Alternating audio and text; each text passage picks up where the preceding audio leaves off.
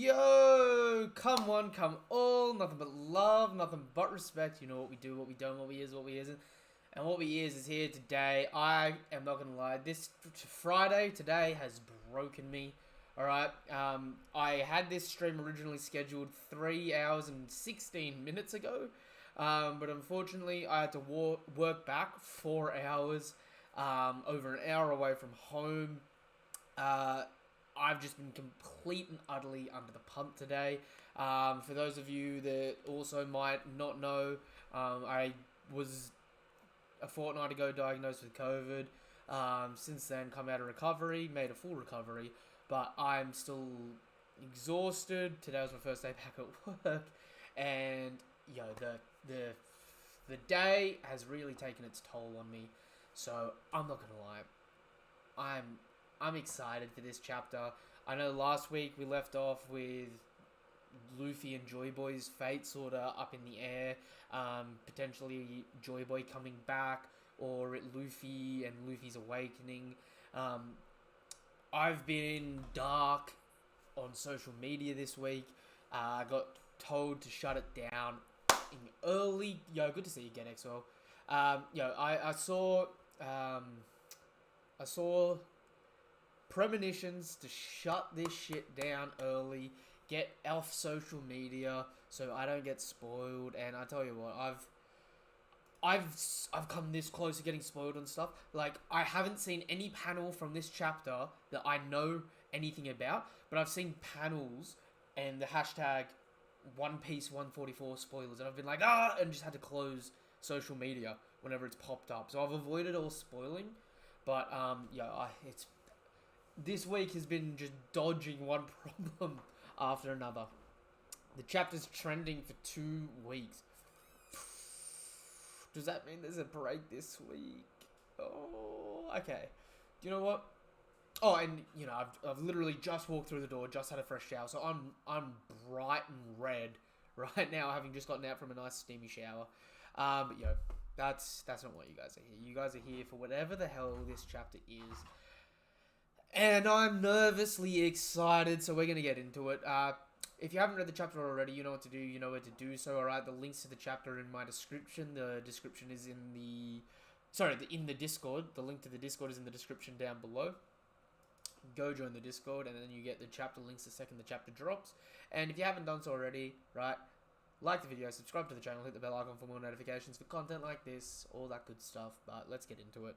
Picking up with chapter 1044, Warrior of Liberation, which means I feel like we're picking up with the Joy Boy stuff, which is definitely interesting. Germa 66's Cold-Blooded Voyage, Volume 8, Mama Out at Sea. Let's start our research. So this seems to be taking place after Big Mum has left in chase to Wano. So it might not have been immediately, but this does indicate that Big Mum's not here, which is good. And this is actually kind of crazy. They're going to try and dissect the Vinsmoke and learn their tech. That's kind of terrifying. That's kind of very terrifying.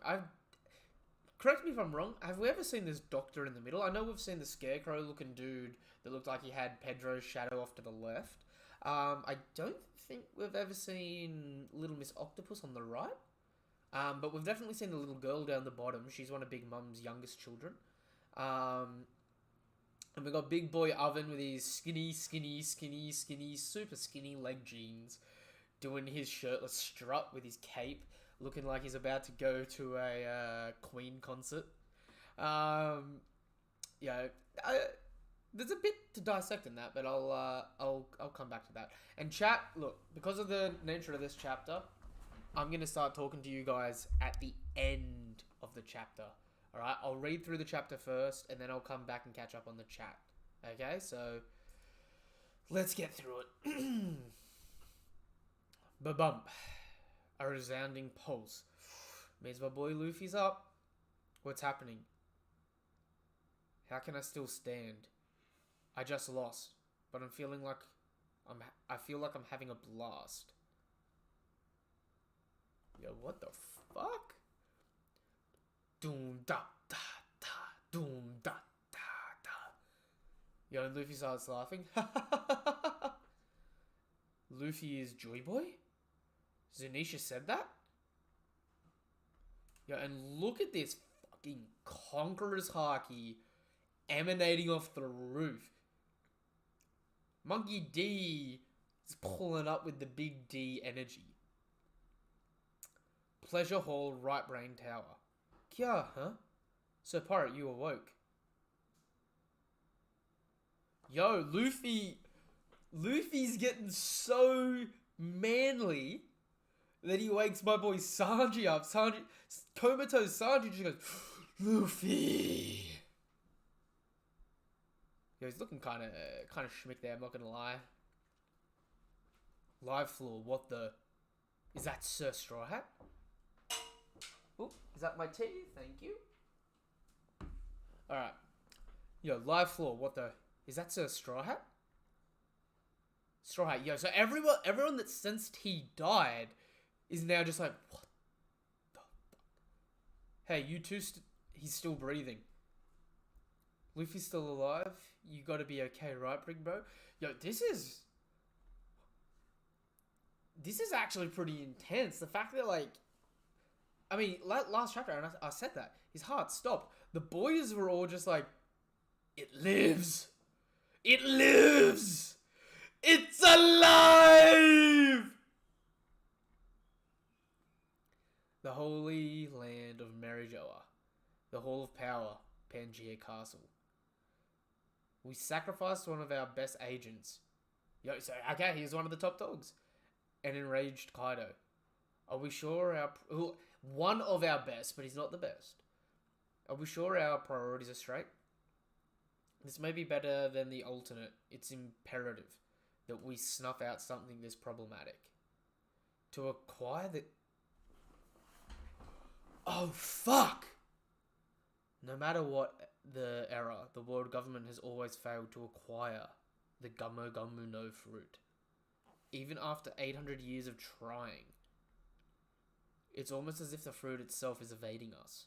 Well, that's not possible. All zone fruits have a will of their own. And this one carries the name of...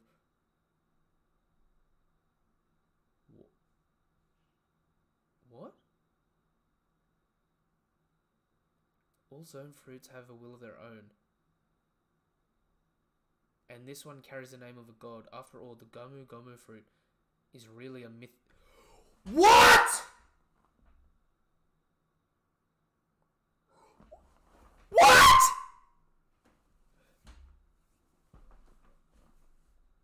All zone fruits have a will of their own, and this one carries the name of a god. After all, the Gomu Gomu fruit is really a mythical zone.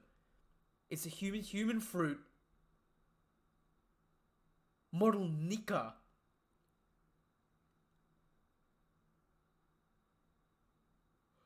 Yo, and that's Luffy! Yes! Its user's body gains the properties of rubber. In combat, they're supposedly only limited by their imagination, putting smiles on faces far and wide. They are the embodiment of the warrior of liberation, Sun God Nika. Awakening exponentially strengthens their body, and they have even more freedom. It is allegedly. Fucking what? Nah, I died today. What? What? It is allegedly the most ridiculous power in the world?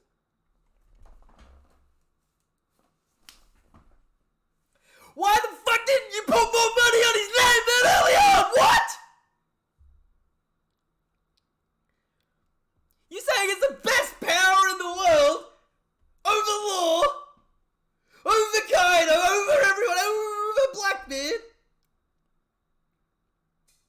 You saying it's the best fucking power in the world? From the top dogs in the world. It's the best power.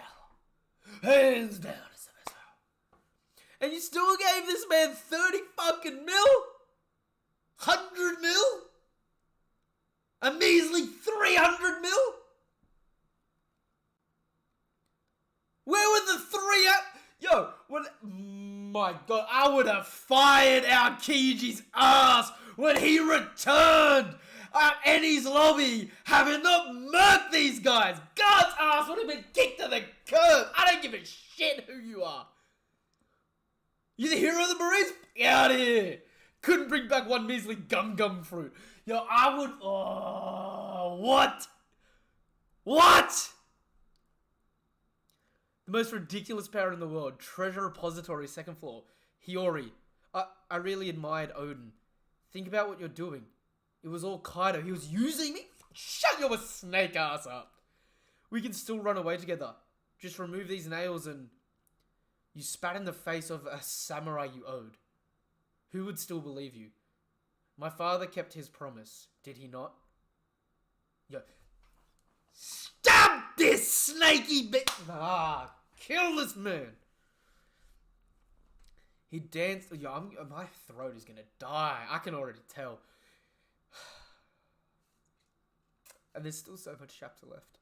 He danced like a fool for 5 long years because he thought you and Kaido would honor the secret arrangement you made and free Wano. He never even told his own family. My father was a man who kept his word. He still expected the same of you when you agreed to let them go. If he withstood being boiled for an entire hour, even while his body was being boiled, or being burned by the oil, despite it all, he always smiled. Always. I can't even fathom my father's suffering. He had to shoulder the burden by himself because the entire nation was your hostage. What's the matter, Hiyori? Father, are you really okay with what everyone says about you? Of course I am. You know why? Because I have you guys... Oh, and look at the shit-eating grin on this Chad. Really? Then I swear I'll always be here for you. Oh yes, I've always said Odin was a great samurai. As Shogun, I can assure his legacy is recognized. Your father. Wait, oh that's Orochi. Oh yes, I've always said that Odin was a great samurai. As Shogun, I can assure his legacy is recognized. Your father... Yo, and Hiyori drops the mask because she's crying her eyes out underneath. Hold your tongue, you miserable wretch! I am Kozuki Hiyori. Yeah, and he shits himself. I was always proud to carry my father's name, even when I was starving and covered in rags. You, on the other hand, never had a trace of honor. Every day you were Shogun was one day too many. And as each day passed, more and more lives were lost. Wait, stop! Don't do something you're about to regret. Seeking revenge is a dated ideology, you know. Besides, killing me makes no difference. Kaido will still be unbeatable. Orochi-sama, huh? I have failed, yo. Is Kanjuro still alive? What? Is that you, Kanjuro? This is as far as I go. Your timing is impeccable. This is the ideal stage for your real final performance. Shut up about real final performance. That ship sailed, man. This dude ain't even a match. He's burnt out. Burn that woman to ash. Go on, take her. The failed revenge of a shrew 20 years in the making. It's the perfect title for this tragic comedy. Take a look, Hiyori. A Kozuki survivor should know that fortune favors the mighty. Orochi-sama. That's the wrong way.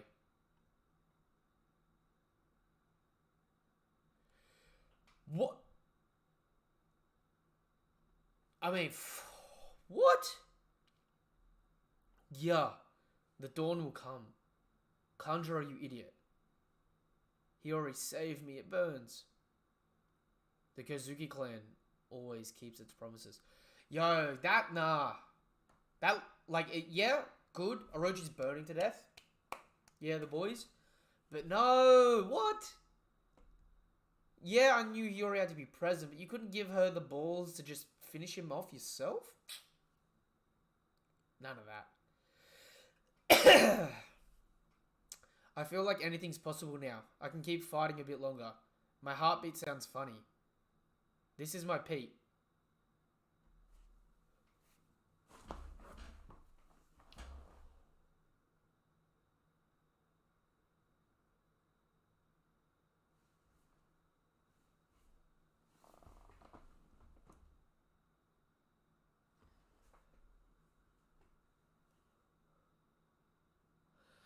I feel like anything is possible now. I can keep fighting a bit longer. My heartbeat sounds funny. This is my peak. This is gear 5. Gear fucking 5. Are you fucking kidding me? Yo, what a time for my camera to die. Bring me back to the real world.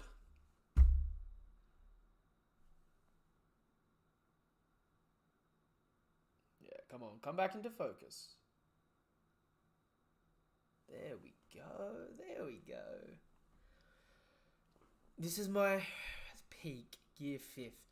Why is there so much Conqueror's Haki spewing through everywhere near Luffy, but none of it's coming off Luffy? Yeah,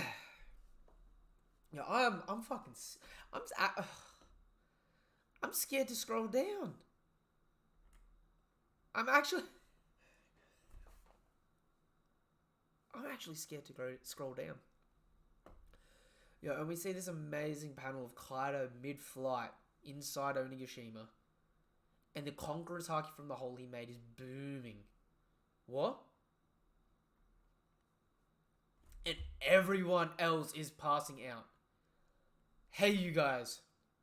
What the hell is that on the roof? And Kaido looks shook! That's fear in his eyes! Woo!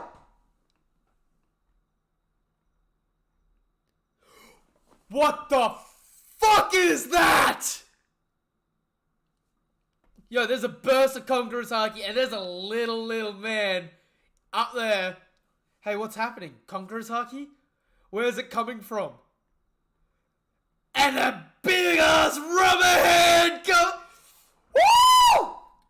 The hand of God reaches down and grabs this lizard, this fish lip lizard, and pulls his ass up. Yo, and Laura and Kid are shitting they are shitting themselves out. Straw Hat. Chopper's got the right idea. Chopper's in here with it, just screaming, Luffy!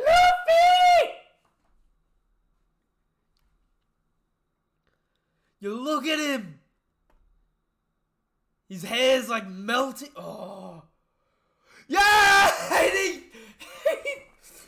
And he pulls Kaido up so fucking fast. The dude's retina detach.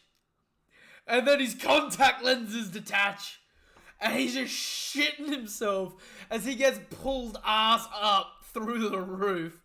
Kaido-san. What is this Popeye shit? Yo, Luffy flexes. He catches Kaido in a fucking bicep curl. And with his other hand comes in, flexing raw. Dude has awakened the Toon Force. He's out here on par with Bugs Bunny. Yo, look at this man. He's got the swirls in his eyes, the shit-eating grin, and his hair is fucking flaming. And he does the... Oh, I just broke my chair. Oh,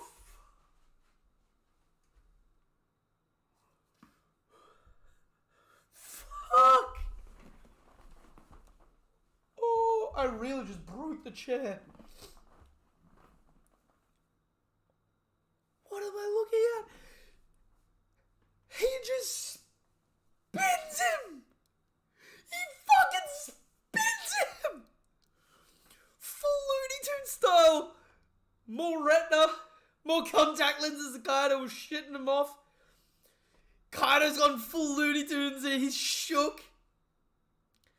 And then Luffy's body is in Gear 4 here without Haki. He can do Gear 4 without Haki?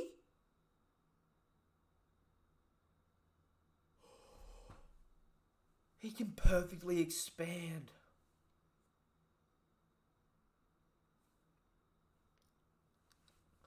The dude comes out here with the fucking Toon Force. Bicep locks this man and does the puny god Hulk smash and just fucking ragdolls him. Yes. If I wasn't so hyped right now, I'd be so like, if I was one of the people that were like, oh, this is too goofy, my life would suck right now. And he body slams Kaido, and the colors leaving Kaido's eyes, and Luffy's like, woo! He's laughing his ass off. And Kaido actually gets up with stars. You see it's stars. Straw Hat, so you're still alive? I'm grateful. Blast breath.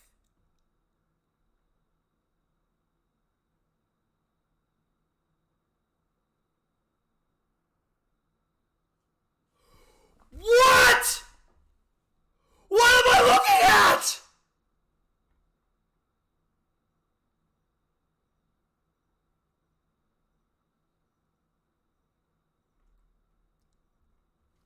Yo, Kaido does a point blank borrow breath, and Luffy's literally laying on his back.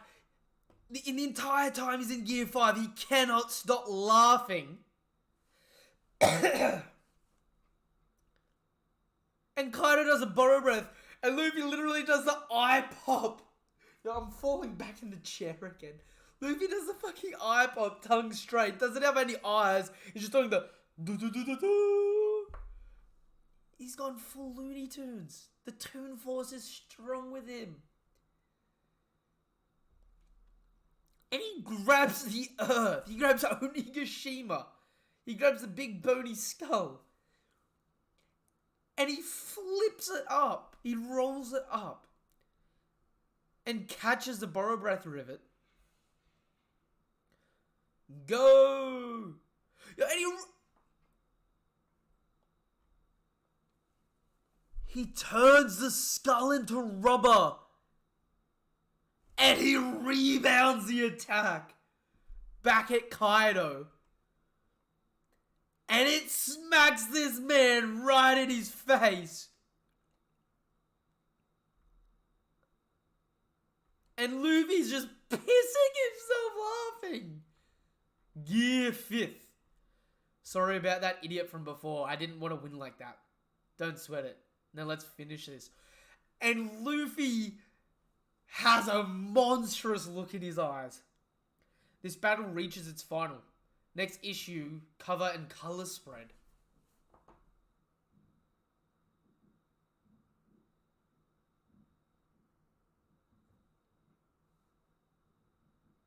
Yo, there's fireworks going off outside. The world is celebrating Gear 5th.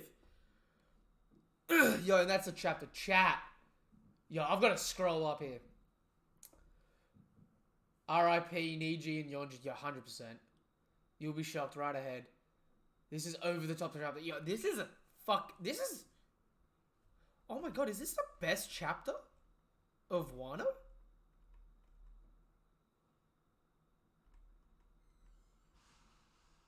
This is the most hype. This may be the best chapter of Wano. Yeah, I think this is actually the best chapter of Wano.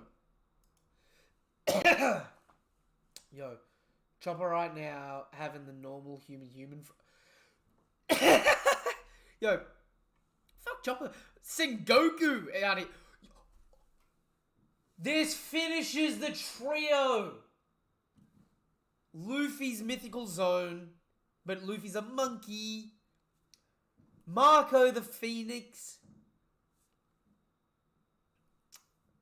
And, yo, it's the Tale of Momotaro. You got you got Yamato as the dog. Yo, I know how Oda chose to make a mythological creature of One Piece and not basing on other myths, meaning he can freely pick a power for Luffy. Like, he makes sure the rubber electricity still makes sense. You'll be shocked and shocked and shocked. I feel like I just watched fanfic. A Popeye fanfic at that. The coughing. Yeah, I'm dying.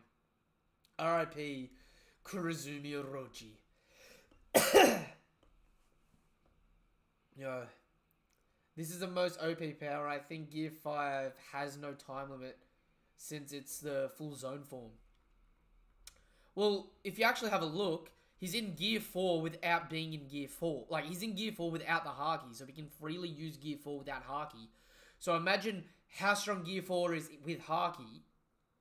This is the same strength without Haki, and now add Haki on top of it. Luffy's out here... Like, Luffy's literally throwing around the strongest character in One Piece right now. His fruit literally went from 0 to 1 billion in 3 lines of dialogue. This is the most OP power. I think it has a Gear 5. Yeah. Hybrid is the Goma Goma no mode. Yeah. That makes sense. Or hybrid is the gear. No. I think the hybrid is the Goma Goma no mode. And I think the gears is just Luffy thinking clever about his fruit. Like, you know how certain zones, like Marco can turn his wings into the fire to heal.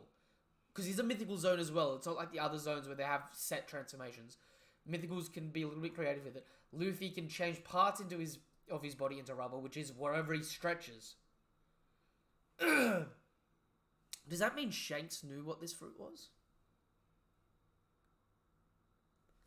Yeah, and as normal is the human with rubber body, just like how Marco is able to use his flame on... Yo, we don't even take into consideration, Luffy takes, like, a damage... Like, Luffy's immune to blunt force damage that doesn't use Haki specifically. As a mythical zone fruit, that's BS. You're immune to any punching force that doesn't use energy-based attacks. That's... Whoa. He can manipulate his body up to a literal giant's body, unlike before, where it's much more little. This whole stream, it can be summed up in a word. What? Yeah. I'm shook to my core. Brilliant. No break next week. Woo! That's a true celebration there. I really believe we're less than 10 chapters in Wano. Yo, if it isn't less than 10 chapters, in all honesty, the next chapter will end this act, and if it doesn't, we have 10 chapters and we're out. Or at least all the raids over.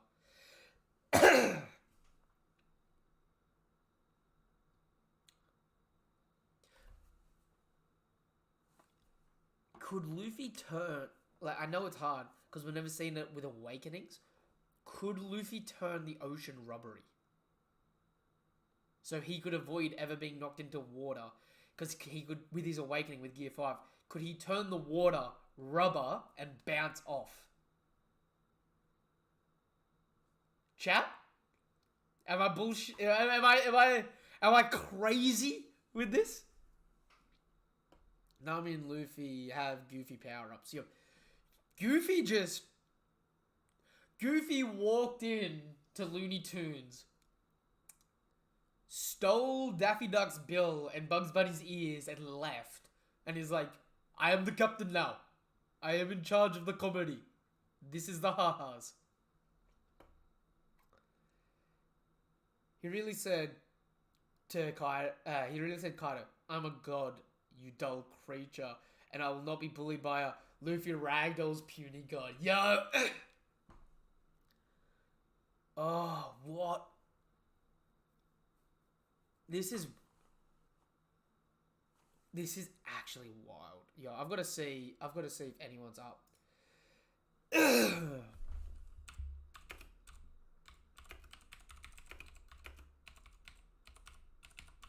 I'll see if anyone's up to do a discussion right now.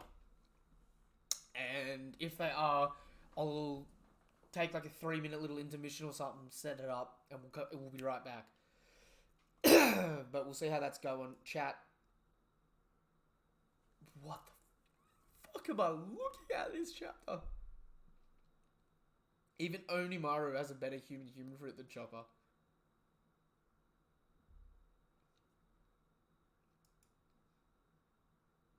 How am I forgetting Onimaru? Onimaru? Who's Onimaru?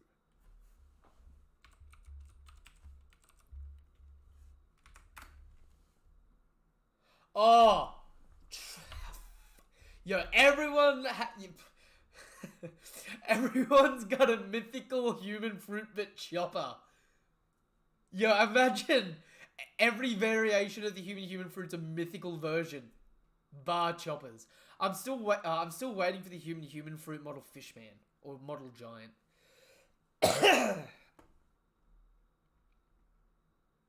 Oh, yeah, that's actually wild. I hope it reveals it was an ancient zone to upscale his devil fruit. No, it doesn't need to be an ancient zone to upscale. Like, dead ass right now. Oop, hang on.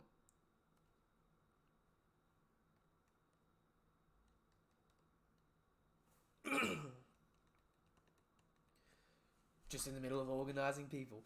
Yo. Like a gym mat for a water. yeah, like a gym mat for water. Literally, So Luffy's awakening does work semi how we think, where he can nullify the Quake fruit completely. But with this Toon Force bullshit... Yo, what is it that he does? Oda once said in an SBS that Luffy's fruit is the most ridiculous. And I'm glad he sticks that way. Yo, I actually love that. I love that. Front and back, I love that. I gotta watch it from the beginning. Yeah, okay. Hang on 1 second, good chat. I don't even need to sort anything out. Are you ready to, if I unmute you? Alright. Yeah, I got eggs for brekkie with me now. We got the chat going. So I've just spent the last half an hour shredding my voice box screaming. Yes, that's to be expected with this chapter. This is the best chapter of Wano, right? Oh, yeah. Like, cleanly? Oh, yeah. Yeah. I mean, it was bound to be, right? I don't know. Were you watching the stream at all? No, I wasn't. Okay. I just said, with the awakening, right?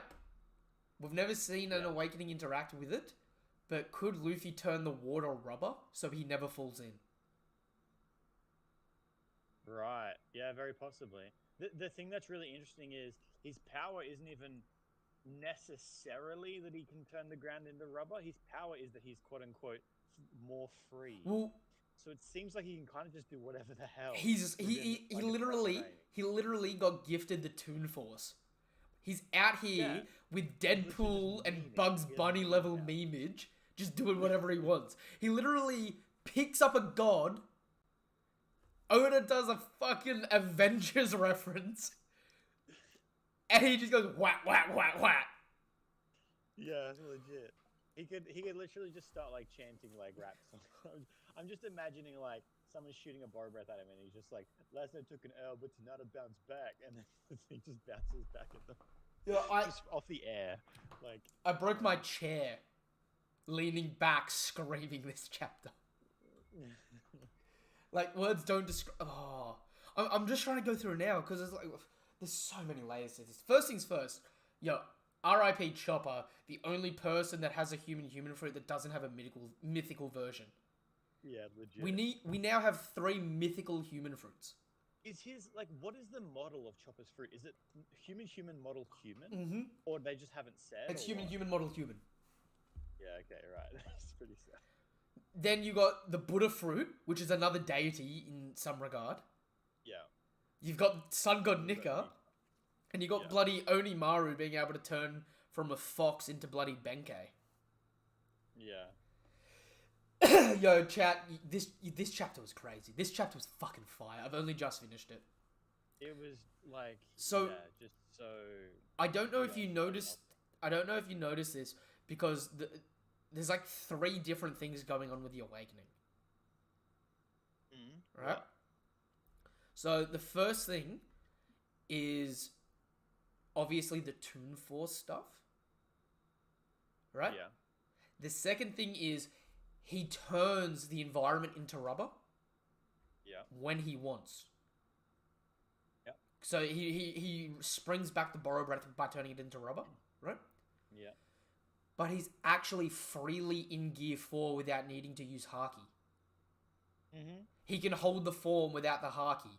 Meaning, Yeah. to me, this is as strong as Gear 4 without... Like, this is as strong as Gear 4 with Haki, but without Haki.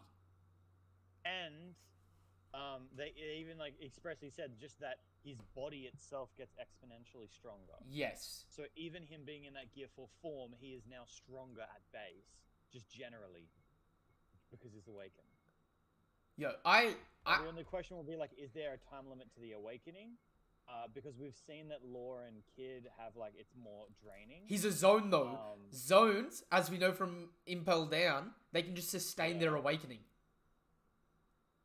Yeah, I always find those zones really confusing though, because they seemed honestly more like monsters than But- any like people. But, right, that, like, fuck me dead. First things first, is anyone upset that it's a mythical zone? No, I mean that's what I called, right? I thought it was going to be the Nika fruit. Yep. Yeah, you did say that. To be honest though, like I was thinking Nika fruit, but I wasn't thinking that hard about it. Yep. I didn't think to myself mythical zone human fruit model Nika. I was just kind of like Nika fruit. Yeah. And that was it. That's as far as I thought about it. Yeah, so again, GetXO just brought up an excellent point. Because in his awakening, he's not using Haki yet. Keyword. Yeah, This yeah. part of it, he could sustain indefinitely. Mm-hmm. Because it's not a borrowed power like Haki. It's not a set draining thing. Whereas with Zone's awakenings, it's just it's a byproduct. So, I mean, mind you, you've got to be strong enough for Luffy to warrant going Gear 5 against you. Yeah, and then the other thing is that like this chapter it was honestly just sort of him memeing around, right? Yeah. Like he wasn't hardcore like I'm gonna give you, he's not doing Dude, gatlings or anything. He's like literally just that. laughing. Like, yeah, and the other thing is like the whole fight was essentially just like Kaido and Dragon form getting tossed around. So like maybe when Kaido goes back in a hybrid form and starts using Haki himself, then Luffy will start actually getting serious and fighting. So we haven't even really seen what him fighting looks like. We've just kind of seen him like play around with his abilities a little bit. So, does this devil fruit essentially force you to unlock Conqueror's Haki if you're a wielder of it and have it, and just assume you don't die? Just having this fruit and it being about freedom, would it not just force you to eventually develop Conquerors? I mean, yeah. Or I mean, well, to be honest though, like. You can only awaken it if you're a certain level of free, right? So maybe you need to hit a certain level of conquerors in order to awaken it. Maybe. You know? Maybe that's what the whole like argument about this chapter is. And it's also possible because Nika's all about being free and everything. It's possible that like the reason no one's awakened it until now is because no one had the type of personality that Luffy has. Maybe. Luffy's literally all about freedom. Yep. So the thing is like there's one theory which is that like that him having the fruit made him want freedom. But then there's the other one, which is just that like he wants freedom, and that's why he's able to. Well, I would lean more towards that one because we've got Luffy's hidden goal, which I think a lot of people think is Luffy wants to party with the whole world. Yeah, right. Which, I mean, hey, it's the drums of liberation, right? Turn the whole world into rubber, and the whole world becomes a beatbox. Yeah. Also, by the way, I told you that I had a look at some of the spoilers. Yep. And the stuff that I read was like a slightly different translation to what was in that chapter. Okay. Like in terms of so what the what are they called again? The Scans. Gorosei. What the Gorosei. Gorosei Yep. was The five saying. elders. Yeah, they were the way that they were wording it was essentially like we have constantly been like capturing the gum gum fruit, and every time we get it, it just like somehow gets out of our possession. Dude. Which is kind of what they said, but Okay. it was a little bit more like direct the Okay. way that I saw it. So okay. First things first. So you know how I've been telling you I've been going rereading this series and taking notes on certain parts for a series of videos I want to do coming up. One of the things I noticed is with people that eat devil fruits, they immediately know the name of their powers except zones. Right. In Annie's lobby, Rob Lucci specifically says to Kaku and Khalifa, right? You're gonna need to go and try and learn the name of your fruit by like messing around with your body. Kaku says that to who? Rob Lucci says that to Kaku Ah. as they eat their devil fruits. He says, "Go Right. and learn your fruit's So name." potentially, when you eat a fruit, you don't know its name. Well, It doesn't tell you its name. everyone else does, except for zones. I'm saying. Yeah. Which is why Luffy Yeah. wouldn't know that his fruit's the Nika Nika model of human fruit. Right. They would just he would just see it as like, yeah, it's a gum gum fruit. It's always been the gum gum fruit. I've never had an inner voice telling me it's not. Because By the way, with like, a zone, you'd find out what animal you are the second you turn into it. You know what I mean? yeah.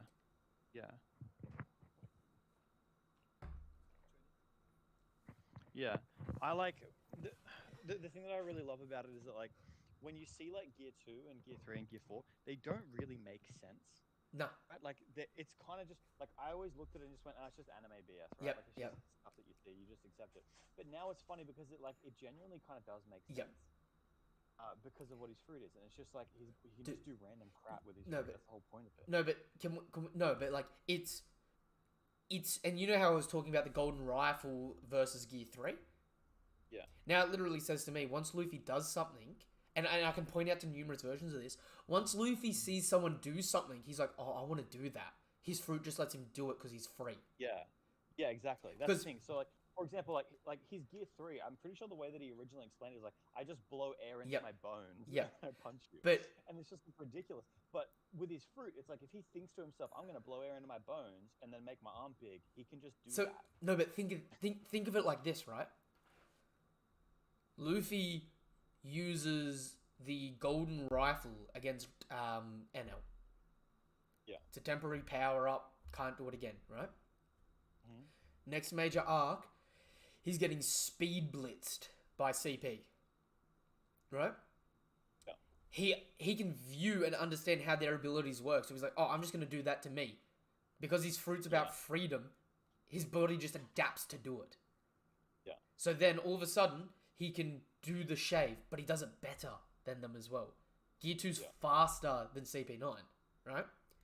Then he's like, oh, I need to hit heavier. The heaviest hit I've ever done was that golden rifle because I had gold on my arm. I need to make my arm bigger. Yeah. His body just makes his arm bigger. Mhm. Right? Then he learns about Haki and he learns about being able to make certain parts hard and not, right? Mhm. Makes Gear 4. Gear 4 is just Bellamy's ability. He just springs his arm back in to launch it out. Yeah, right. So all of Luffy's power-ups, he's just thought to himself, Fakes. oh, I want to try that. Yeah, and then all the different forms of the gear were like literally just like, oh, you're like a monkey, and that's why you're like hitting me so hard. I'm gonna do like monkey-esque attacks, you know? Yeah. Oh, you're a snake and you're really quick. I guess I'll try some snake stuff. Monkey DC. Monkey D do. This makes fucking unfair levels of sense. Yeah, it's pretty hilarious. The other thing is that the thing that I love is like they just straight up said it makes him exponentially stronger in terms of like physical strength, which is like Okay, cool. So it's just like an insane power up, and you're just blatantly saying that. Yeah. Okay, so I was screaming my guts off about this. I'm like, what the fuck do you mean it's the best fruit? And you put a measly 30 Yeah, mil on it. the You most put a the most measly 100 ridiculous mil on fruit. it. No. I think personally, I don't think it's the best fruit. They specifically say the most ridiculous fruit. Oh, no, Because no, wait. even in the spoilers that I read, they use the word ridiculous. I think the point of it is that it's like that cartoon meme like effects is like the reason that it's so threatening is because you can just kind of do like whatever Mm. to an extent. And so Yeah. it's like so hard to predict and like manage and control. Whereas like a lava fruit, it's like, oh damn, he has the lava fruit. But I mean, we can figure out how to beat it, you know? We'll just set up like hundreds of ships with big water cannons and See, flash freeze him. I, so I get what you're saying there. I read it as it's just like the best power, full stop, Yeah, according to them. And I'm sitting here going, what the fuck do you mean? You gave him 30 mil for a starting bounty after you heard Gum Gum Fruit. Give him 100 mil for beating Crocodile because you're trying to keep it on the hush hush, right? He declares war against you, you give him 300 mil, and now Kiji and Garp come back together and say, yeah, we couldn't get him. I would have said, get your fucking ass back on the boat, track that man down. Fujitora saying, oh, let him go. I'd be like, yeah, I'm letting you go. You're fired. Fuck off. Best. Also, by the way, I had this thought. What kind of shit was Fisher Tiger on, naming his crew the Sun Pirates? What did he know? He was a No, full-ass legendary figure. it's the sun. The symbolism for the sun for the fishmen, and you got to think that historically that'll stem back to Joy Boy making the promise of taking them back up to the sun. It'll be connected. Yeah, and I mean, their whole like crew was basically like, let's go free all the slaves, right? We're all like Yep. slaves that got freed, Okay. and Sun God Nico What- is like the leader of freedom or whatever. What was Pedro's pirate crew? The Nox pirates. The nighttime before the sun. Yeah, right. Him and all his members die to get Luffy to Wano to bring the fucking dawn. And I tell you what, do you know what? I was just about to say something so ridiculous. The dawn is coming. The dawn is coming. A new dawn. You watch Luffy beat Kaido by stretching a piece of himself to the sun, grabbing it and stretching it down, and punching this man with a new version of Red Hawk. You watch some bullshit happen with this, right? Yeah. Oh, finishing move, Sun Punch. Yeah. What? I need to know what limitations there are on this fruit because first things first, you have at base a blunt force trauma complete nullifier unless someone uses an energy based attack. That's just like Marco's got I can heal. Luffy's is I take no physical damage. Shut up. And then Marco's like, well, I can fly. And Luffy's like, I can stretch. Shut up. And then Marco's like, yeah, well, I heal. And Luffy's like, well, do you know what? I want to heal too. All I need is a bit of meat and I'm good. You know what? I couldn't tell. Do you think when he pulled the floor up, Yep. do you think he like waved it at him and like basically like pushed the borrow breath back at Kaido? Because that would be cool. Yes. You can't really tell. No. So what's happening is he grabs it. He uses his awakening to turn it to rubber. Peels it up. Right? The borrow breath hits like, it and it says teleportates it. boing and it bounces back at Kaido. So he can reflect attacks. And like that's not an aspect of rubber. You know what I mean? Like make this known, people. Make this fucking known. Right? It's just his freedom power, I guess. Yes. Just thinks to himself like I want to bounce it back. He wants something with the properties of rubber, but it doesn't behave like rubber, right? Because borrow breath would melt through rubber. Yeah. Right? We need to see how these powers interact with Haki. I just gotta say, like, if Blackbeard is a match for Luffy, Blackbeard is a machine. Blackbeard's got the one ability to turn your devil fruit off. Think of that.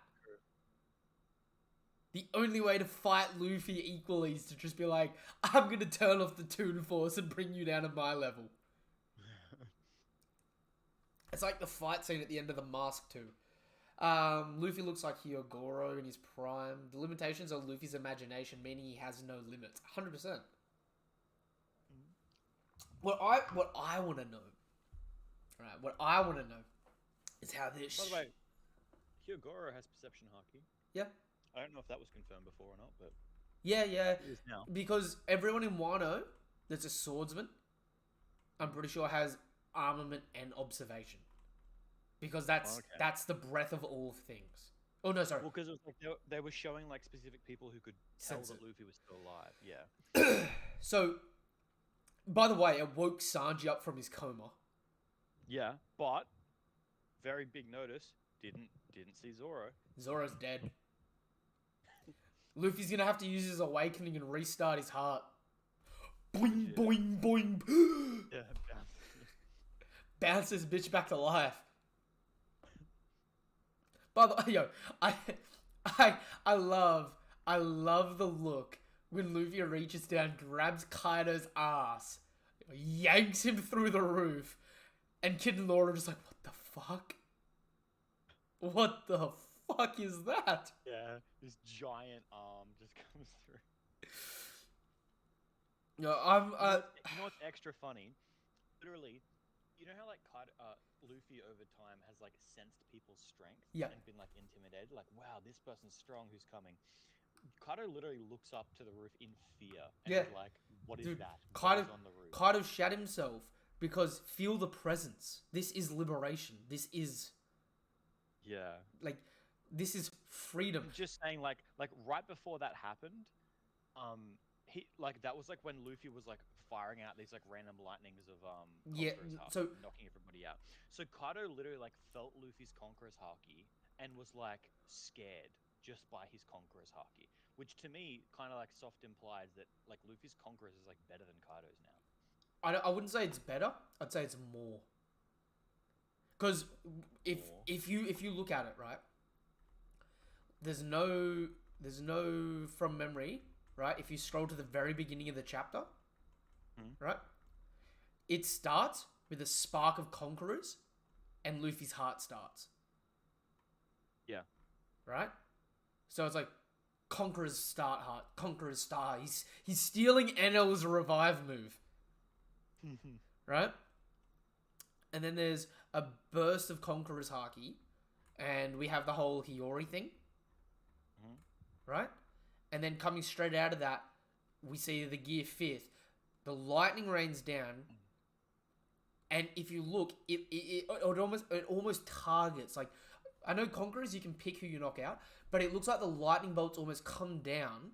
It rains around Hyogoro, but like passes over him, and then it just passes out all the Beast Pirates.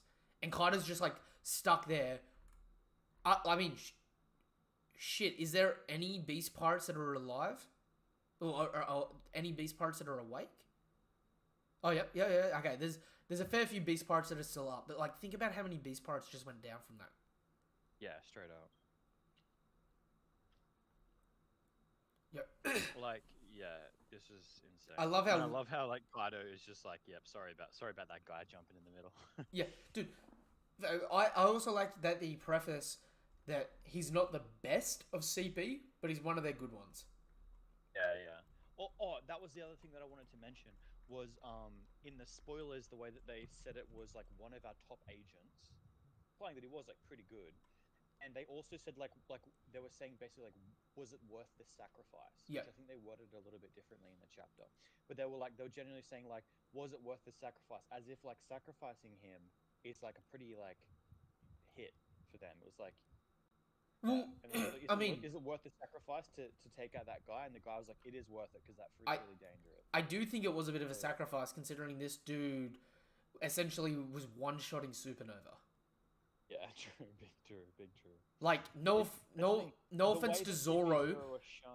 Zoro is like will one shot you, or you will kind of like take him down in like a few hits. Well, That kind of deal. but the problem was with this one specific. Like, I would say yes with the other CP member, but Yeah. this guy was taking hits, but he's just like a normal dude. But he's like, dude, and again, I've just gone through Annie's lobby and that. Like, do you have any But I idea? think Lucci can tank because he's a zone, whereas this guy wasn't showing any zone Well, abilities. I think this guy was like, I think this guy would have been able to tank a lot.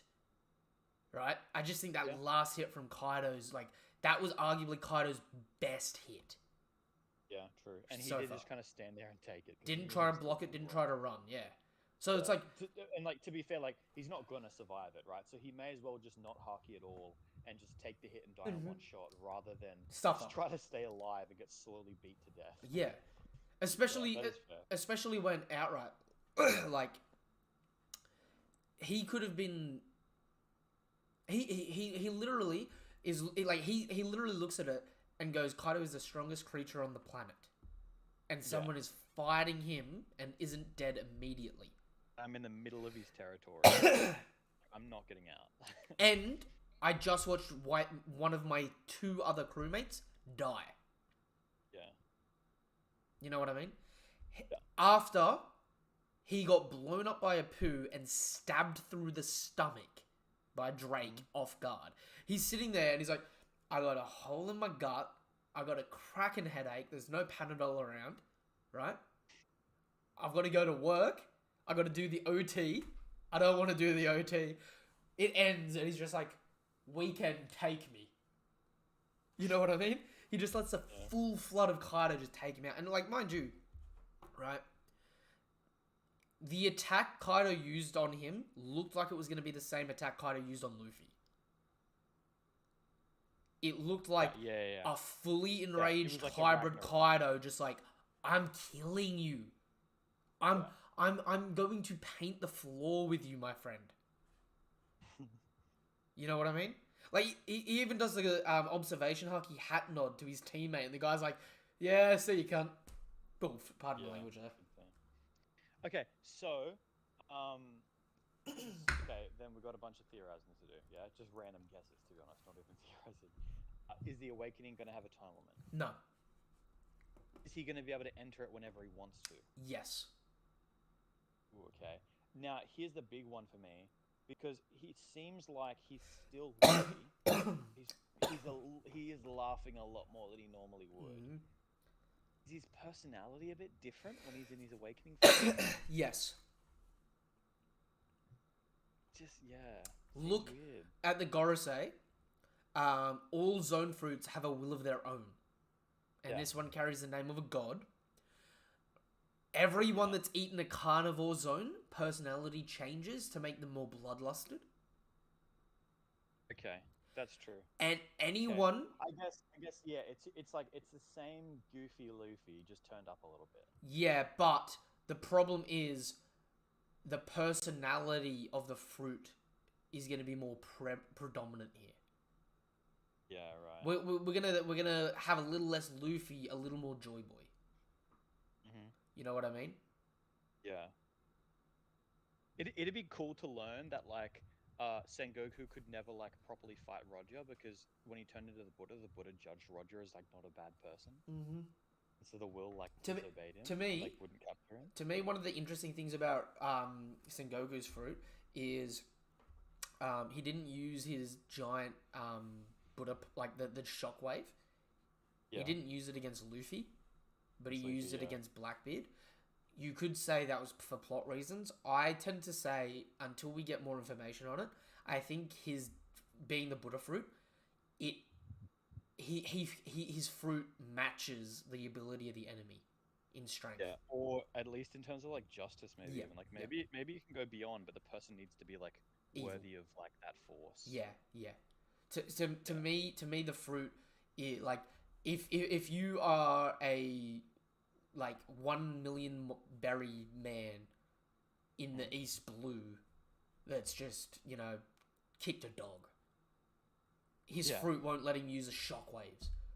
You know what I mean? Or not that it wouldn't let him, but his fruit wouldn't deem the shockwaves for that person. And just be Yeah, like, yeah, just yeah. It punch him with wouldn't- your big Buddha fist. Yeah, exactly. It wouldn't like let you just. It wouldn't let you like brutalize I- people more than you I need. think his fruit gets boosted against more evil people, Yeah. right? It would be interesting. But I think it also matches for protection, so it can match. Like, I feel like because of the way the whole Buddha thing works, right? I feel like for him, it's like if he fought Whitebeard and the fruit was like Whitebeard's a good dude, it would match the ability of the Quake, so he wouldn't die. Yeah. But if Blackbeard was like, if it's Blackbeard instead of Whitebeard, it's like it gives him a boost because it's like, nah, this dude's evil. We need to be justified here. We need to wipe out right. evil. You Yeah. know? Okay. More theorizing. So his personality is a little bit different. Does he have the memories of Joy Boy, or at least like, is he gonna look at Zunisha and be like, "Hey, long time no see," kind of deal? No. Oh, okay. My He's still fully Luffy. he's still Just fully changes his personality a little bit. he's still fully Luffy. His personality changes a bit. Being a mythical zone, Joy Boy would have been the first user. Or the last user to awaken. Because the form last, Joy yeah. Boy, I think, is actually this awakening. Where you're uncontrollably laughing and shit just turns loony. Right. Which would have been Sun God Nika. Actually, I think I'm actually kind of opening myself up more to like thinking about like the origin of the devil fruits. Like maybe like Yeah. devil fruits back in the day, there were just people who just had these abilities, and the devil fruits were made from them or something like that. Like, because it genuinely seems like a being. To me, I like mean- all of the powers is like, yeah, this is just what the dude can do. He frees people and stuff. It's like, who is this man? Like, If that's the case, I would say that there were some primordial devil fruits. yeah, Or primordial abilities that mixed Yeah. and matched to make more abilities. So, like, if you look at Luffy's fruit here, right? Mhm. You can be whatever you want, right? Like it's essentially just freedom to do whatever you are thinking, as far as we're aware so far, right? What's to stop him doing that? And like, oh, I want to give this fruit magic, right. or I want to give this tree magic, and then that tree just starts spawning devil fruits. Yeah, shit. You know what I mean? Right. And when he right. dies, because that ability's out there, it like spawns back in. Maybe there's other abilities, like maybe there's a mythical zone out there that's responsible for making all devil fruits from the ability of making like mythical creatures, right? Right. And then from that, it spawned things like this fruit, the Nika Nika fruit, which spawned things like all the Paramecias. Right. You, I mean that would be yeah, that would be possible, but basically what that would mean is if the fruit out there exists, then it would mean that somebody just had that power in the past. or And then created all the devil fruits, and then when they died, turned No, no, their so- power into the devil fruit. so what I'm saying is like all Paramecias, right? Yeah.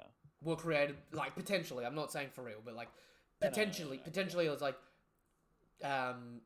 whoever had the Nika Nika fruit, Mhm.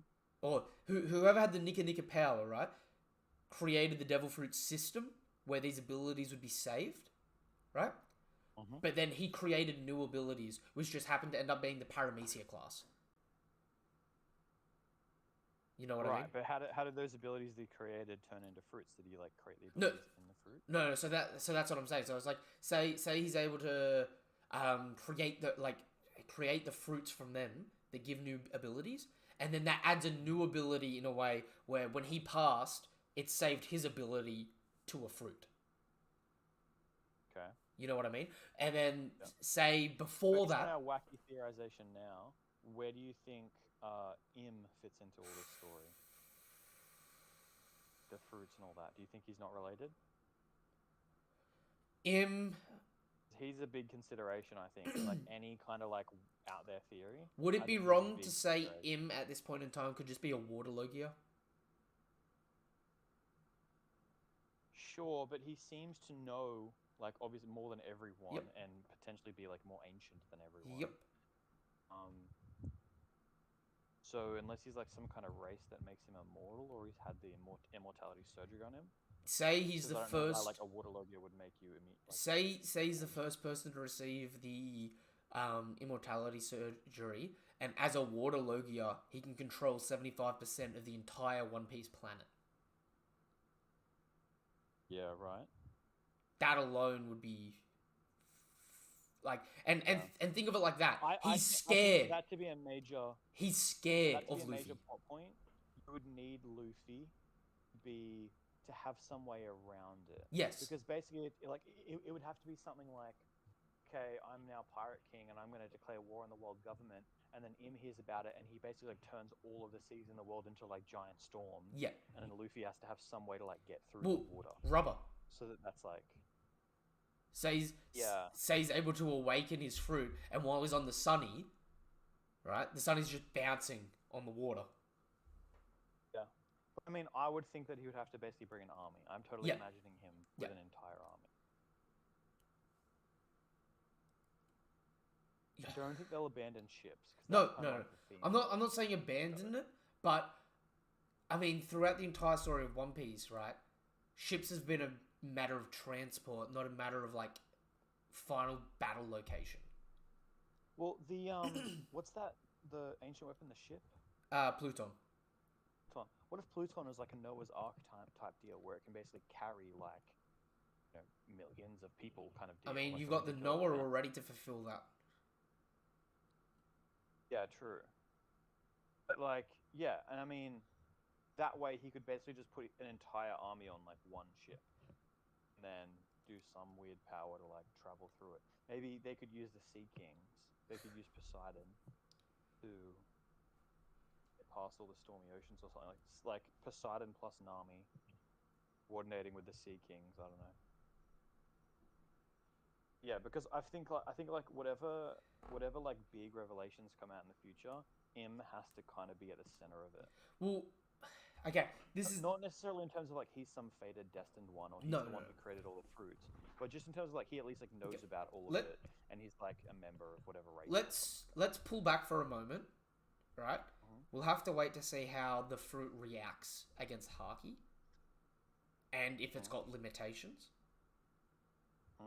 What I will say, people like Akainu can still be very deadly here. Because even if Luffy's able to redirect their attacks, or even if at this point in time, all the admirals or all the major Logias are awakened and they can turn the environment into their element, right? But like, from here on out in the story, people still have to be threatening to Luffy, even though Luffy's just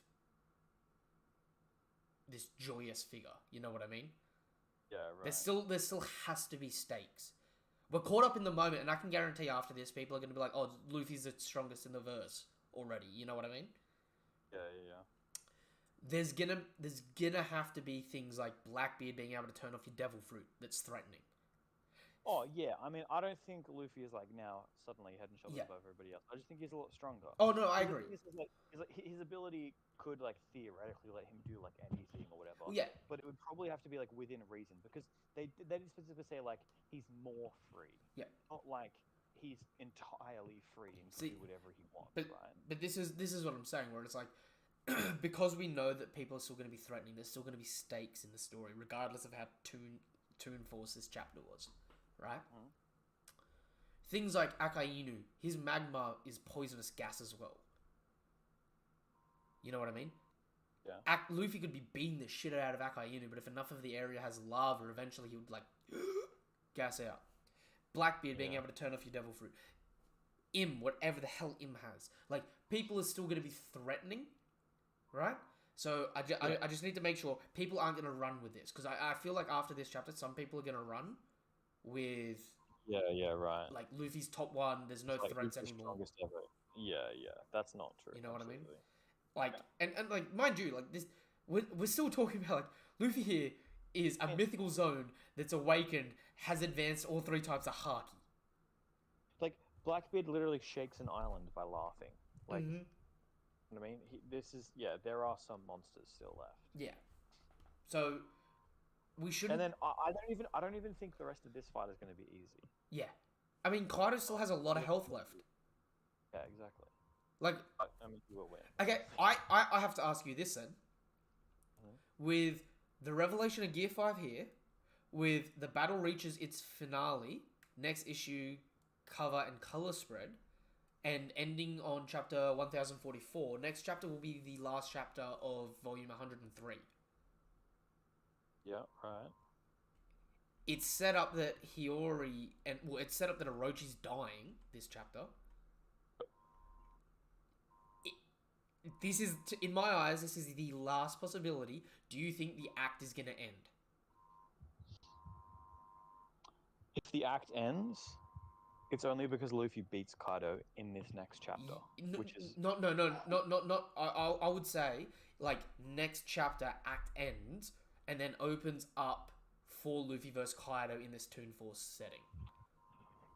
Personally, I wouldn't like it because I think it's they've been saying in so many like Shonen Jump magazines it's a finale. Pages, like this is the peak, this is the climax of the 1 arc. Yep. Like 2 years or something. Dude, it's been exhausting. But at this point in time, I mean, if Luffy beats Kaido in the next 5 chapters, there's a chance.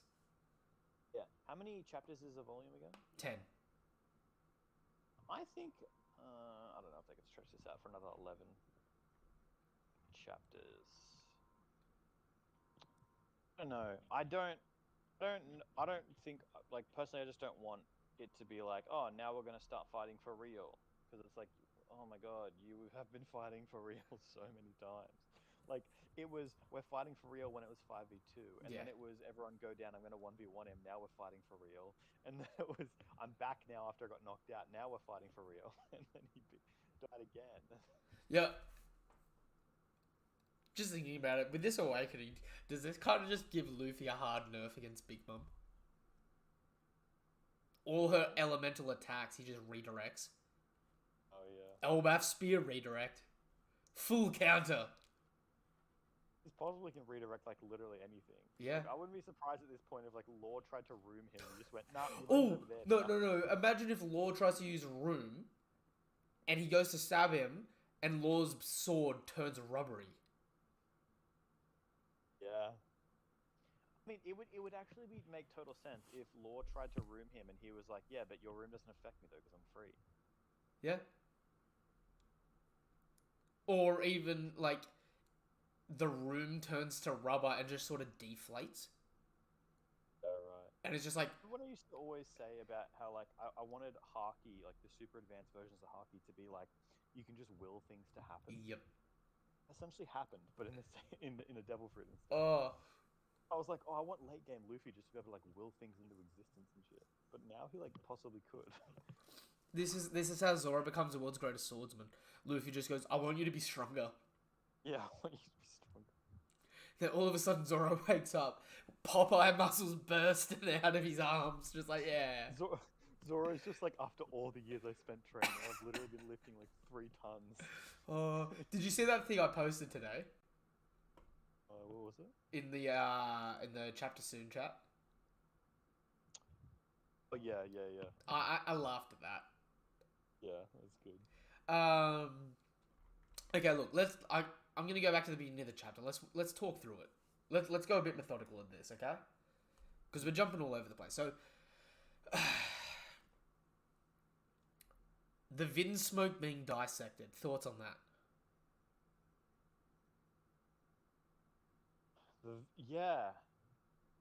Interesting. Because if Big Mom's crew, like I at this point in time, it's like Luffy's gonna be that's the thing. leaps and I'm jumps not 100% again. sure if it's going to be relevant. It's interesting. But if Big I'm not Mom's sure if it's gonna be relevant. if Big Mom's crew was able to replicate the Germa's abilities, Yeah. think about how wild that would have been as a force. Yeah, it would be pretty crazy. Like, essentially, if the Straw Hats didn't exist, right? Mhm. And this played out, and Big Mom was able to dissect the Germa, and she got their clone abilities and raid suit abilities.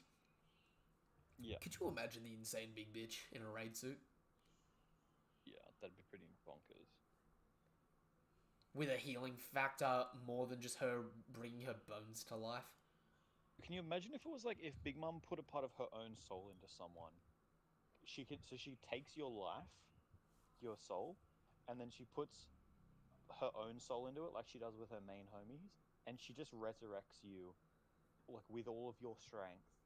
You're like her zombie soldier now. She can just like resurrect Whitebeard I'm after pretty killing him and shit. pretty sure. Well, I mean, maybe after they're dead, because I know she can't put a soul in a human. She can't put it her like she can't put That's what I another mean. soul in Like, a human. she takes their soul out, and then she puts her soul in. But we know So she can they are put soulless. we know she can put souls in animals. Because Yeah. that's what like the Crane Rider, Randolph, and that are. Yeah, and they supposedly say like animals don't have souls or whatever. Ooh, thank Because you. I mean, if she takes your soul out, you die, right? That's the whole thing. Is like, Yeah. yeah. And so she takes your soul out, you die. She puts her soul in you, and now you just like resurrect. And that's like if she does it quick enough, your devil fruit doesn't leave you, and you keep your devil fruit and everything. That'd be crazy. She could just like resurrect a Yonko after beating them. So it's. Are Yonji and Neji gonna get saved? Do the Straw Hats? I mean, like shit. With Luffy's ability, do the Straw Hats make it back to Whole Cake Island, like Luffy was always saying, to beat up Big Mom? That's like it's a really hard plot point because like if it wasn't for the Vinsmokes, I would just say Big Mom's going to be defeated, Luffy's going to be Joy Boy. Katakuri might just like take whoever's loyal to him and just like join Luffy. But now it's like okay, but Big Mom's like still alive. And they have the Vinsmokes, and they're not going to like join Luffy, but then be like, oh, but we're keeping the Vinsmokes, and it just doesn't. It makes everything really complicated. Mm-hmm. So I don't know what is going to go on. But could they go in there, I Luffy hope- beat the shit out of Big Mom, they find out the Vinsmokes are there, and they just take him? It's possible. I would say like I would be open to the idea of like a chapter that's just like kind of like a like you know like those training arcs where they just fast forward through them doing a bunch of stuff. Like they just fast forward through him like going back to Elbaf, beating up I don't know Oven or I don't know Smoothie or something, and then getting back the Vinsmokes, meeting the Vinsmokes. They join them. They go. I don't know. Not enough islands for that to happen at. True. Apart from that as well, Zunisha's here, approaching the island, and the world government ships are still there. Yeah, true. And the last few chapters, I thought they were already defeated because they didn't show up. So they're not in front of Zunisha. They're a real far away from Zunisha, despite the perspective. Yeah. Well, they sailed really far away from Zunisha since we first saw them. So They went, we aren't going near that thing. there's still the Big Mum pirates down below, but like, there's still world government, like a fleet of world government ships on standby right in front of us. There's still at least that one world government guy on Onigashima who can stir trouble. By the way, just before I forget, I saw something and it was from a panel of, I think it was in Big Mum's flashback. So when she was a little kid on Elbaf, and I think it was Mother Caramel said something about the sun god to do with like the giants. It's like the giants seem to like worship or believe in the sun. They believe god, that they worship the sun. That's why they fast for Semla. Yeah, right. So it is like totally possible that like Luffy goes there and they're just like, oh my god, you're the sun god. We all bow to you, and then it doesn't even need to be an arc. Maybe. Yeah. Maybe. Well, you could not even go there and they could just join him. Yeah, I don't know. Maybe the whole So much arc stuff, is Luffy goes there and they praise him because he has the sun god ability, but Loki's pissed that he's no longer in charge. Yeah, Because right. everyone just is like, oh, our god's here. Yeah. You know, our god beat Big Mum, freed Dorian Broggy, freed Oimo and Kashi, carries God Usopp, the Liberator, on his crew. Like, what other deity has a deity in his employ? You know what I mean? So, like, they might just, like, abandon that, and the whole arc is about, like, you know, Loki throwing a tantrum, being like, I want to be the leader. And Luffy's like, Something that'd be kind of cool. That won't happen, but would be like if Oda basically what happened with the story after Wano is like it had a whole bunch of other writers to write out like a different storyline for the different Straw Hats. So like one writer writes out the whole of Zoro's journey, meeting, fighting Mihawk. Then you have Usopp's journey within Elbaf, and you basically have an entire arc where Usopp is the main character in Elbaf, and all that with all the different Straw Hats. And then, meanwhile, while all those chapters are coming out, Oda is writing, spends the next 5 years or whatever he said it's going to take him, writing the big final war. And then basically So they're not even releasing Oda chapters; they're just releasing chapters written by the other I writers. And then as Oda like pre-writes the entire final war. I just saw the best comment I've ever seen in my life. Will Gear 5 be in film red? Ooh. So we don't have to wait more than 6 months to see Gear 5. Is it only 6 months behind the anime? No, the anime's a year, but film red comes out in about 6 months. Yeah, right. And it's against a Yonko, or arguably something to do with Shanks. Yeah. So, I mean, then again, though, like Z was an admiral, basically. yeah, but mind you, a severely nerfed, weakened admiral that had got his arm cut off. Which, Yeah, but he was still keeping up with Lightman a little bit. and you said, I mean, you know my whole breakdown of that, the fact that it was implied, like, you can go back and rewatch that movie, and the animation for advanced, like, for Future Sight, and the animation for Advanced Rio's used in the movie. And that was our first YouTube video. Maybe. Yeah. Back in the old days. If Gear 5 shows up in that fucking movie,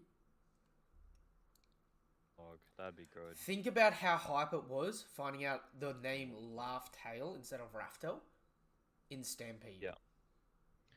Yeah. I'm never too hyped for the movies, but I mean, I want to see that, right? I want to see some nice animations, some crazy stuff, because it ties everything together so well. And the fact that, like, you know, Oda will always like watch the movies and stuff. It's like you can kind of believe that that's how he would fight, because it's harder to see in the chapters, in the panels, right? Mm-hmm. Need like that kind of fluidity. As Like, I didn't, in my mind, the people weren't destroying buildings to that high of a degree, and then you watch the anime and it's just like, Dude. I'm gonna do an onigiri, No, and the entire floor under it's gonna get cubed. No. Like, I have to say this. I have to put my foot down because, like I said, I've been going back and reanalyzing early One Piece and One Piece fights, right? Yo, yeah, stuff gets broken a lot. do you know how strong a Gum battle axe is? Going through ships, if I remember right. It splits a 5-story building down to rubble. That's in Along Park, yeah. Yeah, but do you know, like Luffy cracks Crocodile point blank on the head with that, as like the opener of their final round of the fight. Yeah. And then Crocodile just like gets up and is like, "Oh, you little bitch, let's go." Like, do you remember Daz Bones? Yeah. Daz Bones was literally waving his hand and cutting a 5-story building into rubble. Right? That's some bullshit. Look cracked. This is the thing, like, you think it's all well and good living in the One Piece world, but like, Do you? one friggin' bandit Okay. can cut your house in Yo, half. Like, this is gonna sound blasphemous as fuck right here, because you know how much of a lore fan I am, right? Like, to the people in the stream or people in the chat, you're gonna be like, "Oh, you say you're a fan, but how could you say you're a fan and say this, dude?" What? I actually want to know what would do more damage to a person: a gamma knife or Wiper's rejectile. oh yeah, actually. Because Wiper's fucking rejectile, did you see what that did to Big Jack? Giant Jack? No, I don't. It just blew one of the stumps off. Like, the explosion of the rejectile was like 10 wipers in diameter. And just went...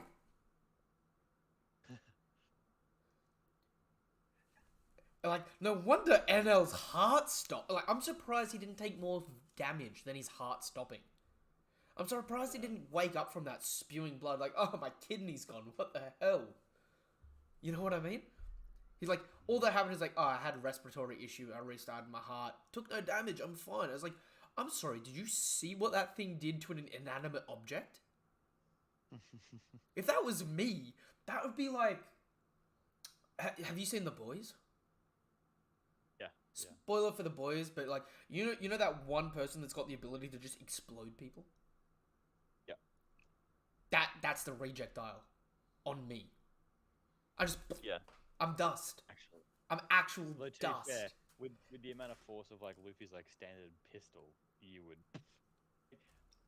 Episode 1 of One Piece, chapter 1 of One Piece, he punches Alvida like to an island, like across the sea. Mate. With like a pistol. He just punches in the chest and she like flies across the sea. Mate. Okay. I'm actually at the point, because I've just finished doing a big analysis of Enies Lobby, right? Mm-hmm. I am genuinely sitting here, and I'm like, Zoro beat Kaku. I'm not going to deny Zoro beat Kaku, and it was a fair fight, right? Mm-hmm. But I'm sitting here and I'm going, just because Zoro is able to beat Kaku and Zoro is stronger than Kaku, doesn't mean Kaku doesn't have a better repertoire than Zoro there, right? Yeah, absolutely. I'm sitting there and I'm like, man, I think pre-time skip Kaku could probably take out Pika. Pika. Yeah. An assassination mission? No. I would consider Fucking it. balls to the wall. Do you not remember Kaku? Like, Kaku and Rob Lucci do a, you know the flying kicks, the Sorus? Yeah. And he fucking cut a mansion and the giant Tower of Hesitation just clean in half. Okay. And it's just It's pure hard- stone. It's hard to argue with you because realistically, yeah, he could cut stone pretty easily, and Pika's also slow as hell, and he can just shay away from all the little rock like stone things. Not to mention, the big scary thing about Kaku was he can just do them repeatedly. Although, what I would say is that none of the CP9 members seems to, as far as I can think, would be able to break through even like base armament haki. Except, there's some mad flip-flops we've got to do in conversation for this, right? Because it's going to sound hella blasphemous. I mean, Luffy, so first things first, we have the whole Oda saying that Iron Body's armament haki, right? Yes, but I would say it's like an inferior version unless you're like a CP0 member. I could see that. Considering that Luffy can punch it, whereas like post time skip Sanji, which I would say is a bit stronger than like CP9 Luffy, is breaking his leg on haki in Virgo. Yeah, but then again, Virgo is like at least a medium to a high vice admiral. So Virgo's a base commander, right? True. Yeah. So I mean, as far as we could tell, that was like normal armament haki. It was just like Yep. a lot of it. Yep. Like, it was just full body. But mind you, Virgo was equal to Pika's haki plus Devil Fruit. True. Virgo over Pika in terms of haki. Virgo also over post time skip Sanji, which is over pre time skip Luffy, which is over That's Uchi, which is over. That is Kaku. actually hard. That is actually hard because if you go back, you sit down, you look through the panels side by side, you will honestly you will sit there and you'll be like, fuck. Because, right, Luffy, I actually have this written down somewhere else for I was gonna bring it up with you, right? If Iron Body is just straight up armament haki, right? Kumadori with an 810 Doriki, which measures the physical strength of haki, arguably, right? Yeah. is able to completely defend against stabbing attacks. Right? Which one's this? The one with the long hair, big stick, Kumadori. Okay, His whole gag was trying to commit seppuku, stab himself, and the knife breaks. Yeah, right. Right? Luffy, coming fresh off the time skips, Armament Haki, is stated to be so weak repeatedly that he can't defend against sharps. Yes. So just let me finish this statement first, because like it's easy to dispute, right? But there is a line of thinking here, right? So Go for it. if Luffy with no haki is fighting Lucci, who say has a haki, like has a base strength that's boosted with his physical strength is his haki, right? Lucci with haki, and Lucci was hurting Luffy with punches as well, mind you, which shouldn't be possible, but if Lucci's haki level is like say 4,000 as a number, and Luffy's equal to that in base with no haki, and then Luffy gets an 810 haki of Kumadori on top of that, and that's how Luffy comes out of the time skip. That alone is fucking ridiculous. Yeah. That alone would be in the ballpark of how strong Luffy is on the time skip, coming out of the time skip, right? And mind you, Luffy gets bit by Haughty Jones while he's defending against Armament Haki and literally says, my Armament Haki isn't strong enough to stop sharps yet. Then Luffy's shown in Dressrosa that when Doflamingo uses Armament Haki on Athlete's Foot, which is a slashing attack, by that point, we don't see Doflamingo use slashing attacks without Haki too much, right?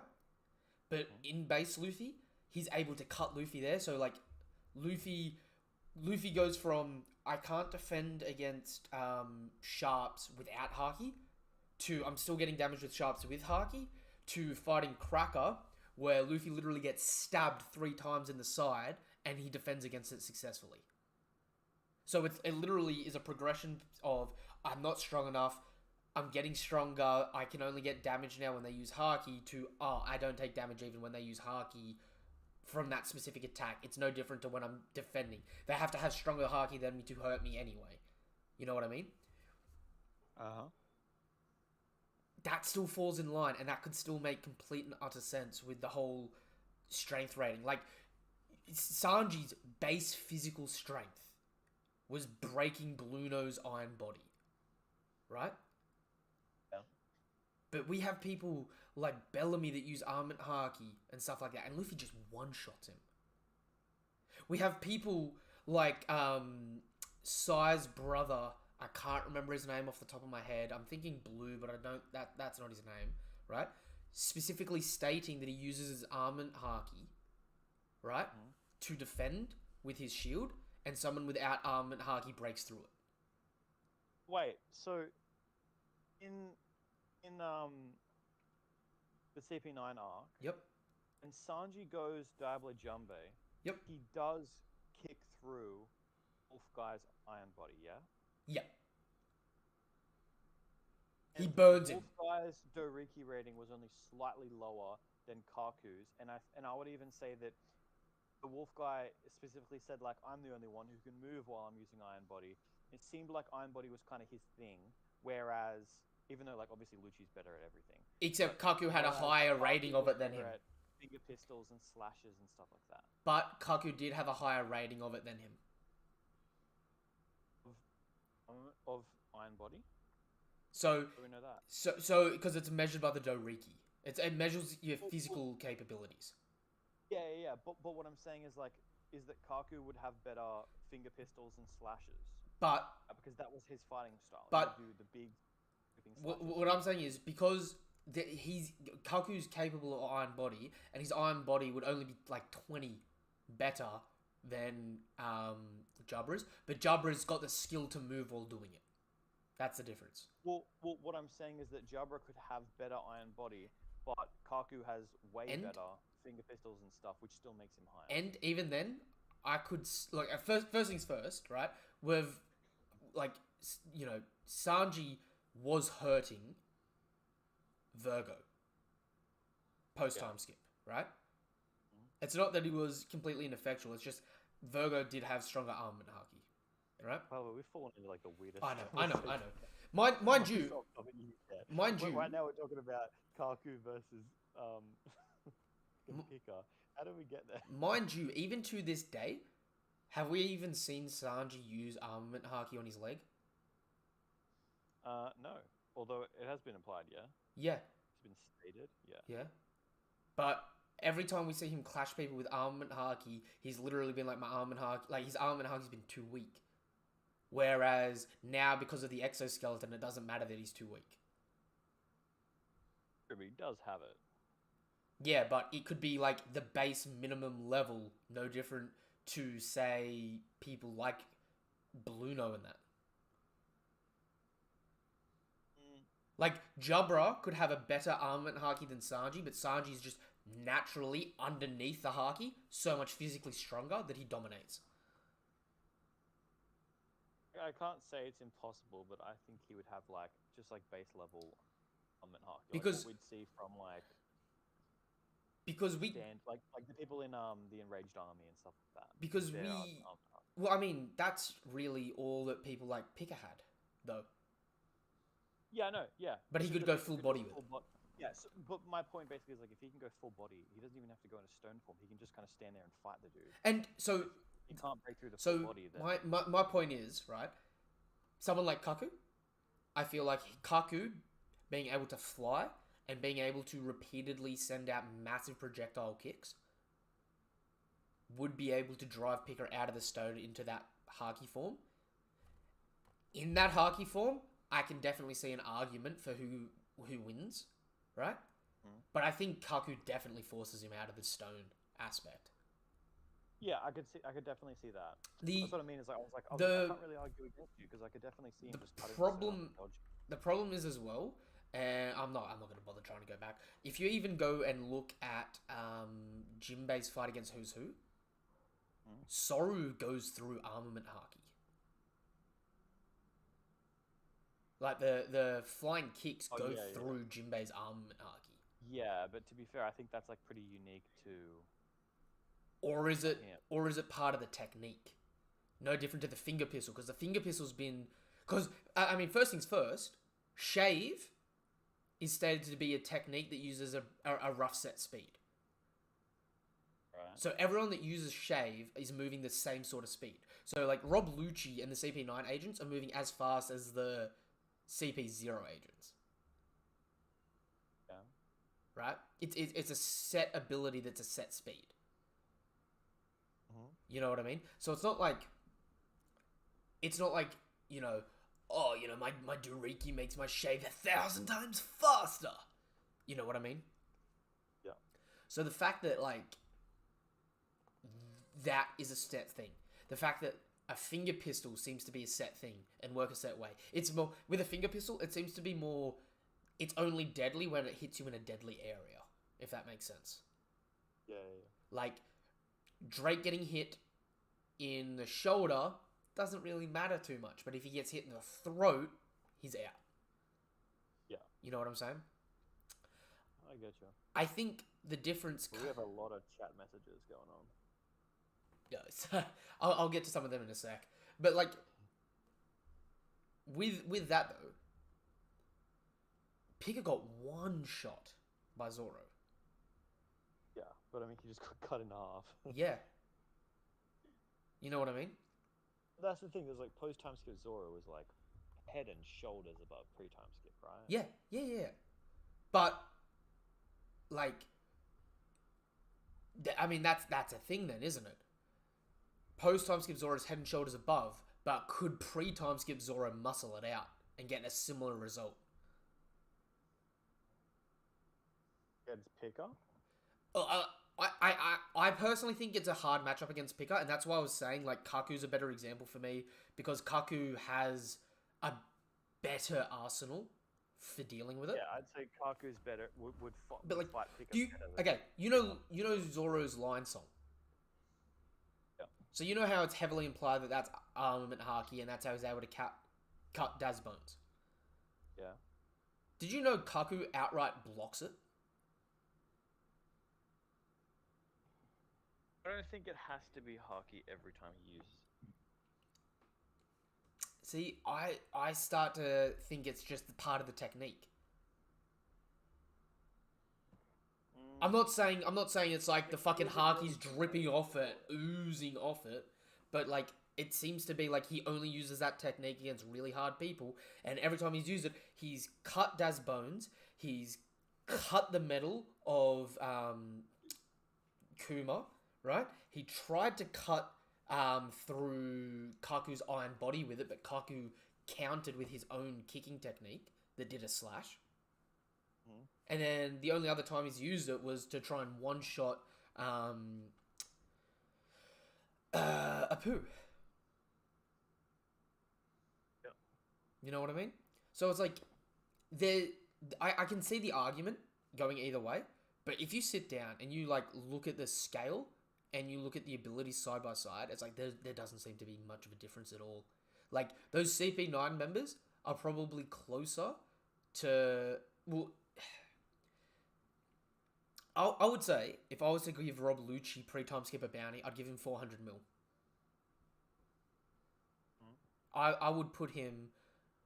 Like, I would say people like Page 1 can take a hit more. Like, they can take more hits than Rob Lucci, but Rob Lucci's, like, deadly. Rob Lucci's probably sitting there against ulti, right?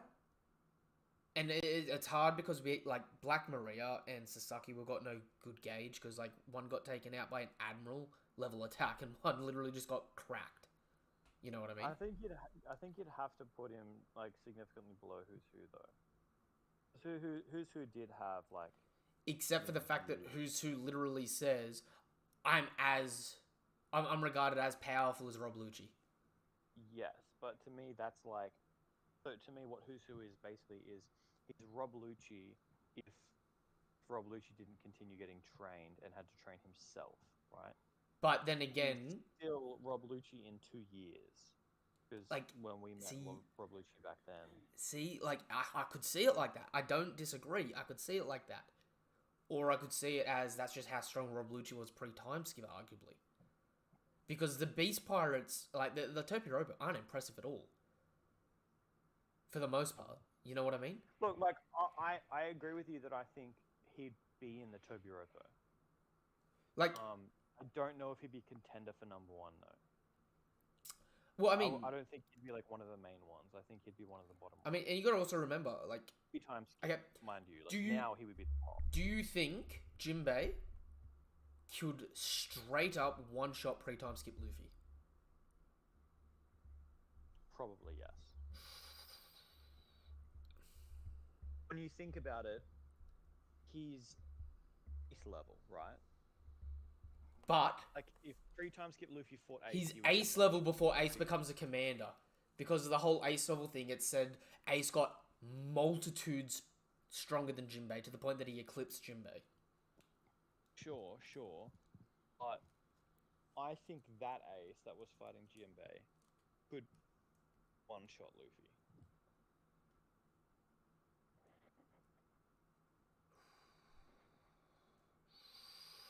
And I got big words for my man Luke. Like, Jinbei just seems like a freaking tank. The other thing is, like, I don't think Jinbei's gotten any stronger really since then. So, like, I see them Jinbei as like current Jinbei. I agree. I think Jinbei hasn't gotten stronger. I think Jinbei's just gotten accredited. You know what I mean? And he's got a good, like, his ability counters a lot, like most people, in a good way. And he's just super tough. But, right? When you hit him, he just doesn't go down. Okay, so how about this? Think about pre-time skip Luffy trying to punch Kizaru, the leader of the pacifistas, and getting blocked by the Haki. Like, because Jinbei can essentially do that with his Fishman Karate, right? Yeah. And Luffy was just straight up overwhelmed by that guy. Like, he just couldn't Okay. in that fight. But mind you, Jinbei's so much over Who's Who that he one-shot him. Yeah. I agree. Like, I think if Jinbei was like, Like, oh, I've got to go do something else The- and it'll kill this guy right now, he would be able to one-shot. so giving like if you just take at face value that Rob Lucci pre-time skip had Haki, and that when he says iron body versions of his techniques, it's just adding armament Haki to it, right? The only single thing that Who's Who has that Rob Lucci doesn't is the Fang pistol. Okay, but do you think Rob Lucci could block any of the Fang pistols? Yeah, So they cut through I There's think Haki, which blocked Big Mom's punch. I think he could dodge it. Yes, but only dodged so much, right? Right, but the flip This side, is rapid firing. the flip side of it, right? Rob Lucci has so much more shown than what Who's Who does. He's got the six king pistols, the max radius six kings pistols, the stuff that was like just 3-shot dropping Luffy.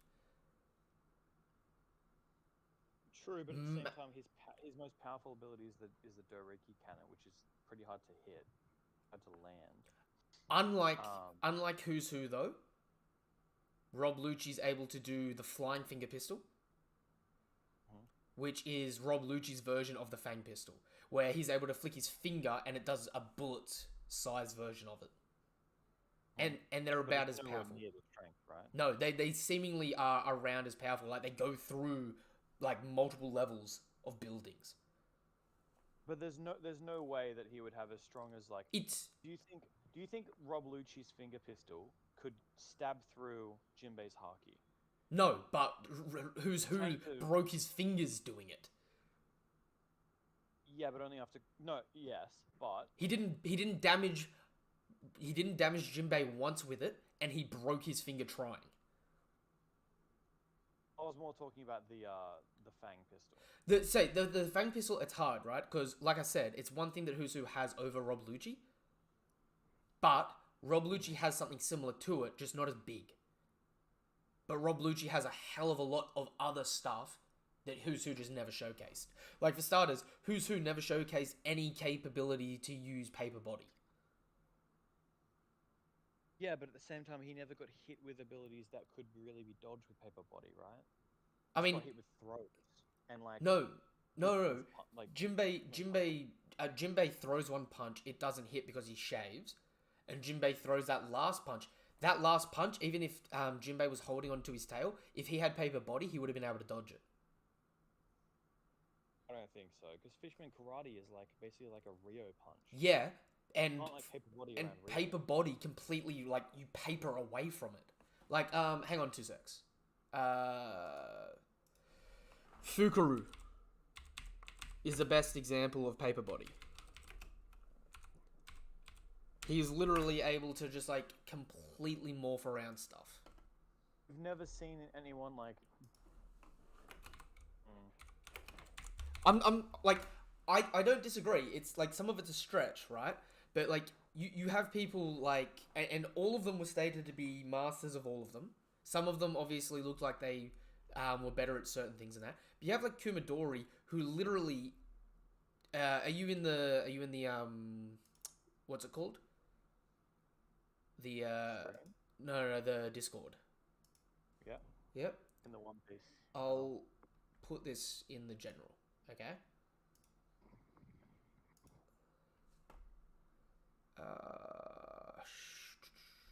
I just forgot where I just saved it. Oh, that didn't work.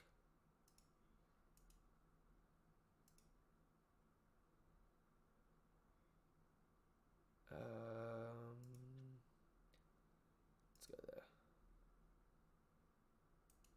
It's not letting me save it. I just want next week's chapter. Yeah. Give me next week's chapter. I'll do it with my phone, just because this is just causing me grief for whatever reason. You got your phone on you? It's about to run out. Enough for one photo? Yeah, sure. Paper Body allows the CP9 members to do stuff like that. Right? Where they completely change their body, like they have no bones. They literally just like go completely weird shaped around stuff. Yeah. Yeah. right? If Who's Who was a master of paper body, he should have been able to dodge Jinbei's punch.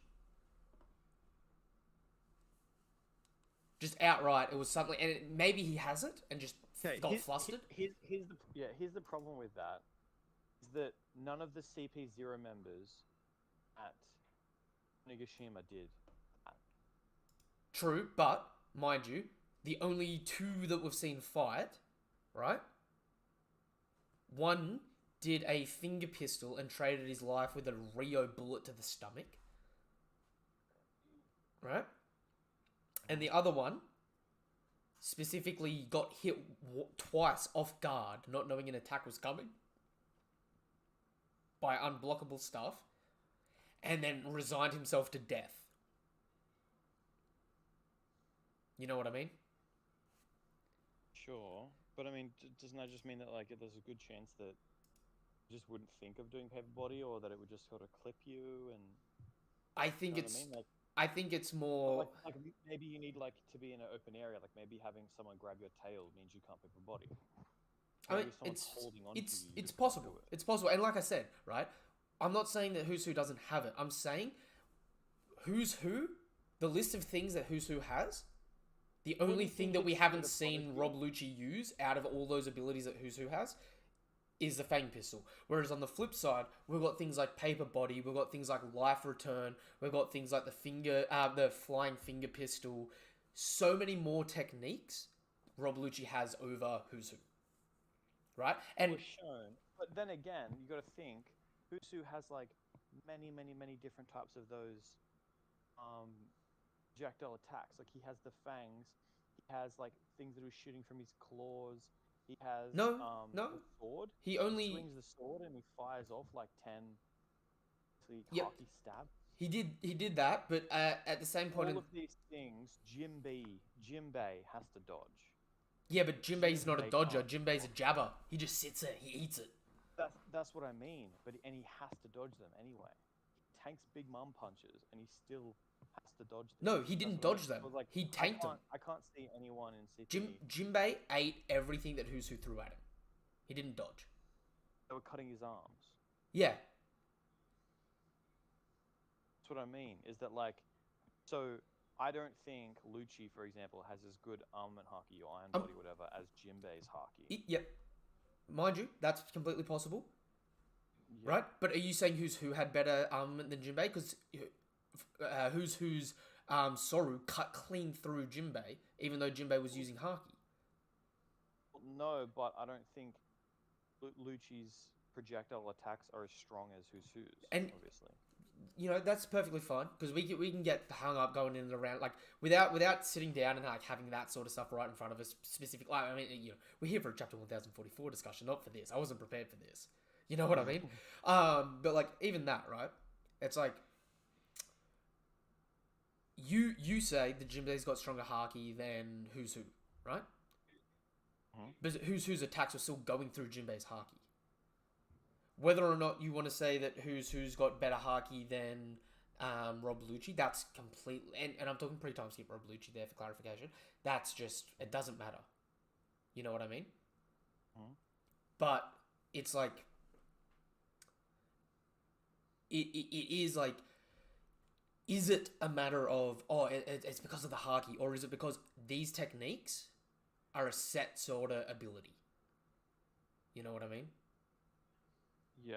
Is it are we arguing something that is like in for a real life example, right? Are we arguing like, do you get shot if someone shoots a gun at you?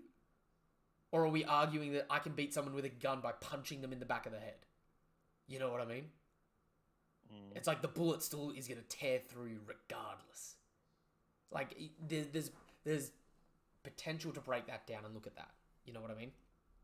Yeah, but the problem is that the bullets don't pierce you in one piece. It is what it is. All right. Sorry for that huge tangent, chat. Although I will say it's really, really impressive that like, if you consider the fact that like Who's Who is basically the same amount of talent as Lucci, but he hasn't been trained, basically since he lost the Gum Gum fruit. which is 12 years ago. like a long ass time. Yeah, 12 years ago. So Lucci has 12 years of proper training versus his like training himself. Except, So I could totally see like current Lucci being like bonkers. except Who's Who is twice Lucci's age. When Who's Who left CP, Yes. he would have been the same age as Rob Lucci. Yeah. So Rob Lucci's probably more talented, but at the time they were both considered to be. But it's not at the Really? time. It's like they literally say they had the same potential. Yeah. But who's like from a generation just above Lucci? He's like the Lucci before Yeah. Lucci. But that's what I mean. It seems like it's been set up as Who's Who is this strong, and it's like, oh, okay, that's pretty impressive. And then we see Rob Lucci, and he's like, huh, that dude's a punk. I actually finished my training, and now I'm like 5 times stronger than him. See, that's what I'm thinking. that's one thing. I'm not going to disagree. Like Rob Lucci now, when we actually see what Haki does, it's going to be impressive. It's going to be monumentally entertaining when we see him again, right? Especially with all of his techniques and his repertoire. Same with Kaku. Like they were insanely like versatile combatants. Like for people designed for assassination, those two stood out as being able to brawl. By the way, just while I've got it on my head, do you remember how Jabra, Kumadori, and Fukuru were introduced? I doubt it, but do you remember it all? When they're just doing an assassination. Yep. Do you know what the assassination was? Nope. They had apparently took out one of the division leaders of the Revolutionary Army. Oh shit. Not the generals though, right? They literally say one of the district leaders. Oh right. So Probably one of the general's main men. maybe. Like Or if the generals were a crew, it'd be like one of their commanders. yeah, no, maybe. Or I mean, for all we know, right? For all we know, Lindbergh's a replacement. It's like, let's get us a mink. The last guy was pretty weak. But no, I rereading that, I was like, what the hell? Because that volume, that same volume. No, sorry, not that same volume, but like that's how the beginning of Annie's Lobby starts, and then the end of Annie's Lobby is shoving Dragon for the first time in the revs, and I was like, you cheeky little bastard, Oda, trying to be smart with that. Yeah. Okay, let's go through some of these chats. Did you see the cover of volume 102? Yes, the Sanji blue flame with the white lightning. Thoughts on that? What was this? Sorry. Have you seen the? I posted it. The cover of volume 102. So Sanji's Diable Ifrit is blue fire. Oh yes, I remember that. And Zoro's got his green Haki like my boy X Drake and Mihawk. Yeah. That's Sanji burning hot. We'll have to see how it fares up against Lava, but Sanji gets that color boost. All those power scales out here going, it's over 12,000 degrees Celsius. It'll be interesting. But no, I love the color design for it. It works really well for him. I think going the blue route, don't you? Yeah, definitely. Luffy's the sun god, Zoro Nami, the moon, Zoro being a descendant, Nami always having the connection with the moon, and she always reflects Luffy's light wherever she chooses faith in Luffy.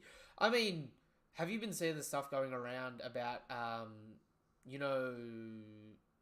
the runes that NL sees in Sky Island? Yeah. One of them has 3 earrings. One of the characters in that has 3 earrings. Yeah, and that's like a thing from Zoro's clan or something? No, just from Zoro, because Zoro's got the 3 earrings. And now everyone's like, if Luffy's Joy Boy, Zoro's about to come out and be someone else. And then the third one's just the Blackbeard clan, because why not? RIP CP0 though, but without accomplishing anything other than helping Luffy awaken, meaning Shanks literally knew something on how to awaken. Yeah, we should talk about that for a second. Shanks is a scumbag, because Shanks 100% knew what this fruit was. Yeah. There's no way Actually, Shanks went out of his actually- way to capture this fruit from a CP9 member. They say that the fruit itself has like its own Will. right? So maybe the fruit basically like arranged for it to happen to be on that ship at that time, and then Well- Shanks just happened to raid it based on the will World, of the fruit. world government mean? gets the fruit. World government goes, we gonna give this to the elders. Yeah. Big boy who's like, yeah, we're gonna give this to the elders. It's The like a- fruit's voice. Shanks. Help me, Shanksy One Kenobi. You're my only hope. Yeah. Shanks just like in the ocean somewhere, just like, I'm hearing a voice from over there. I feel like we should check it out. Raids the ship, gets the fruit, and is like, sweet. But that's the thing is, it will remain to be seen if fruit itself, essentially like through destiny or fate or whatever, had that happen, or if Shanks just genuinely targeted it. Because it would make sense if he genuinely targeted it. Because like, why else would he be in the East Blue for some random reason, right? I'll tell you what.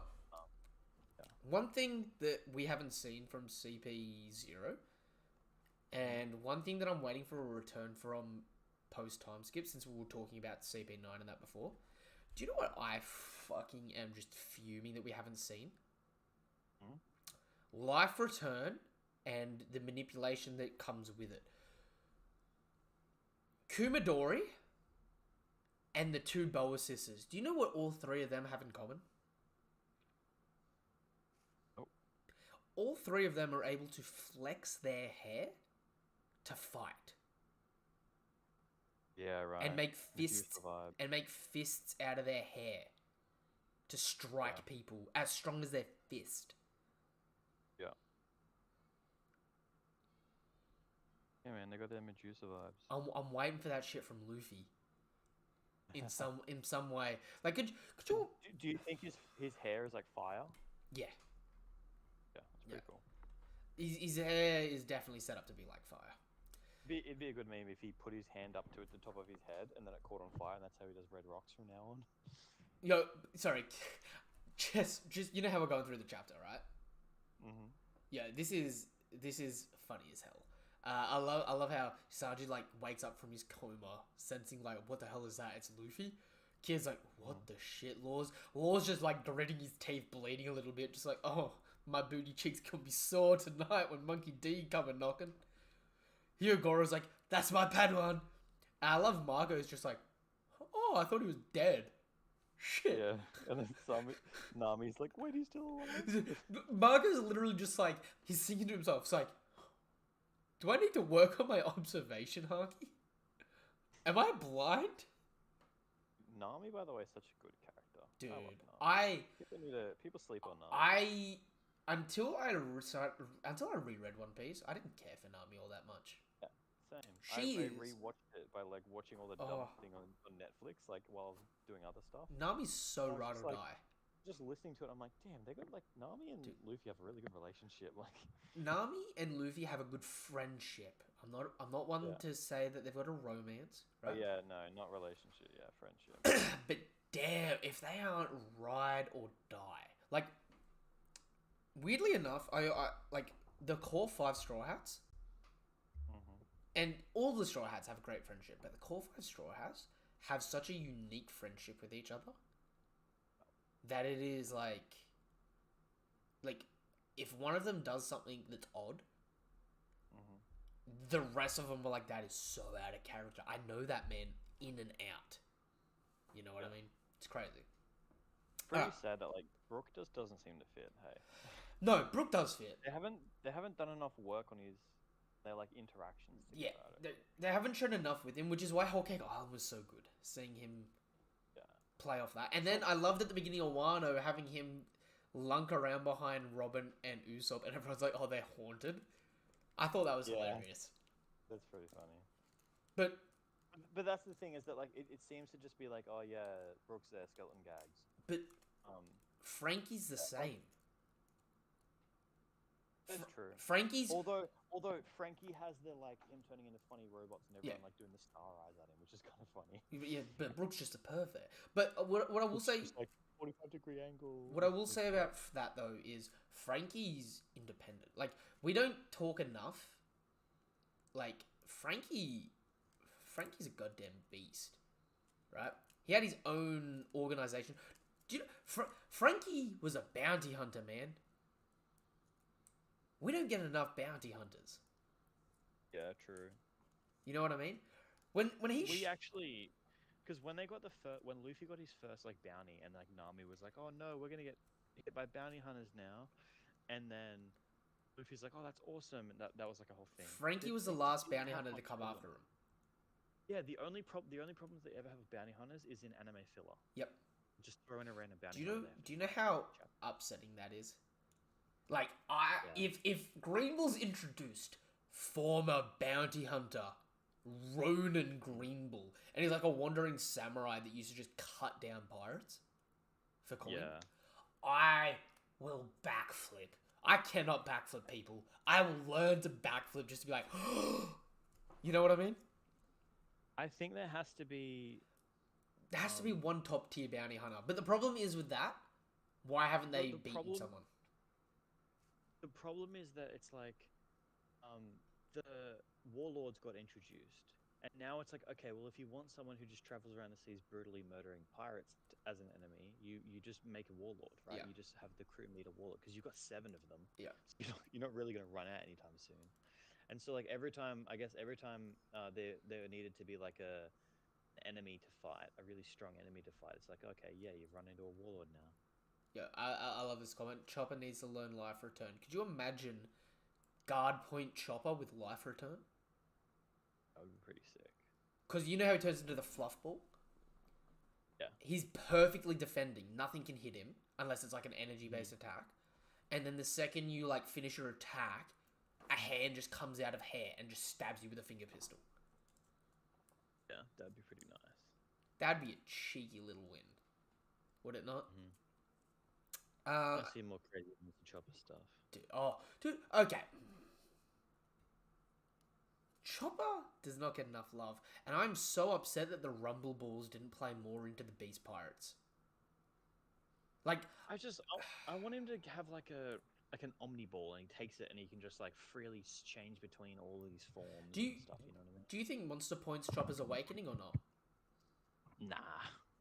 You reckon they're separate? I don't know. Yeah, I don't know, because we don't know enough about Zoan's awakenings. Because here's the thing, right? Here's the thing. We say like, oh, Zoan awakening lets him regenerate and stuff.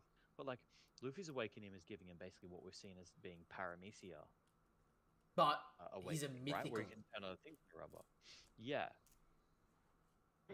But that's the thing, is like, we just don't know like what an awakening. I'm still kind of the opinion that it's not hardcore set in stone. Like all paramecias awaken like this. I think like anything can awaken in any random way. I am now really curious to see Yamato, Marco, or Kaido's awakening. Oh fuck! Could you imagine if Kaido pulls out his awakening? Yeah. If he's just been holding that off this whole time. Yeah, he just goes, oh, okay.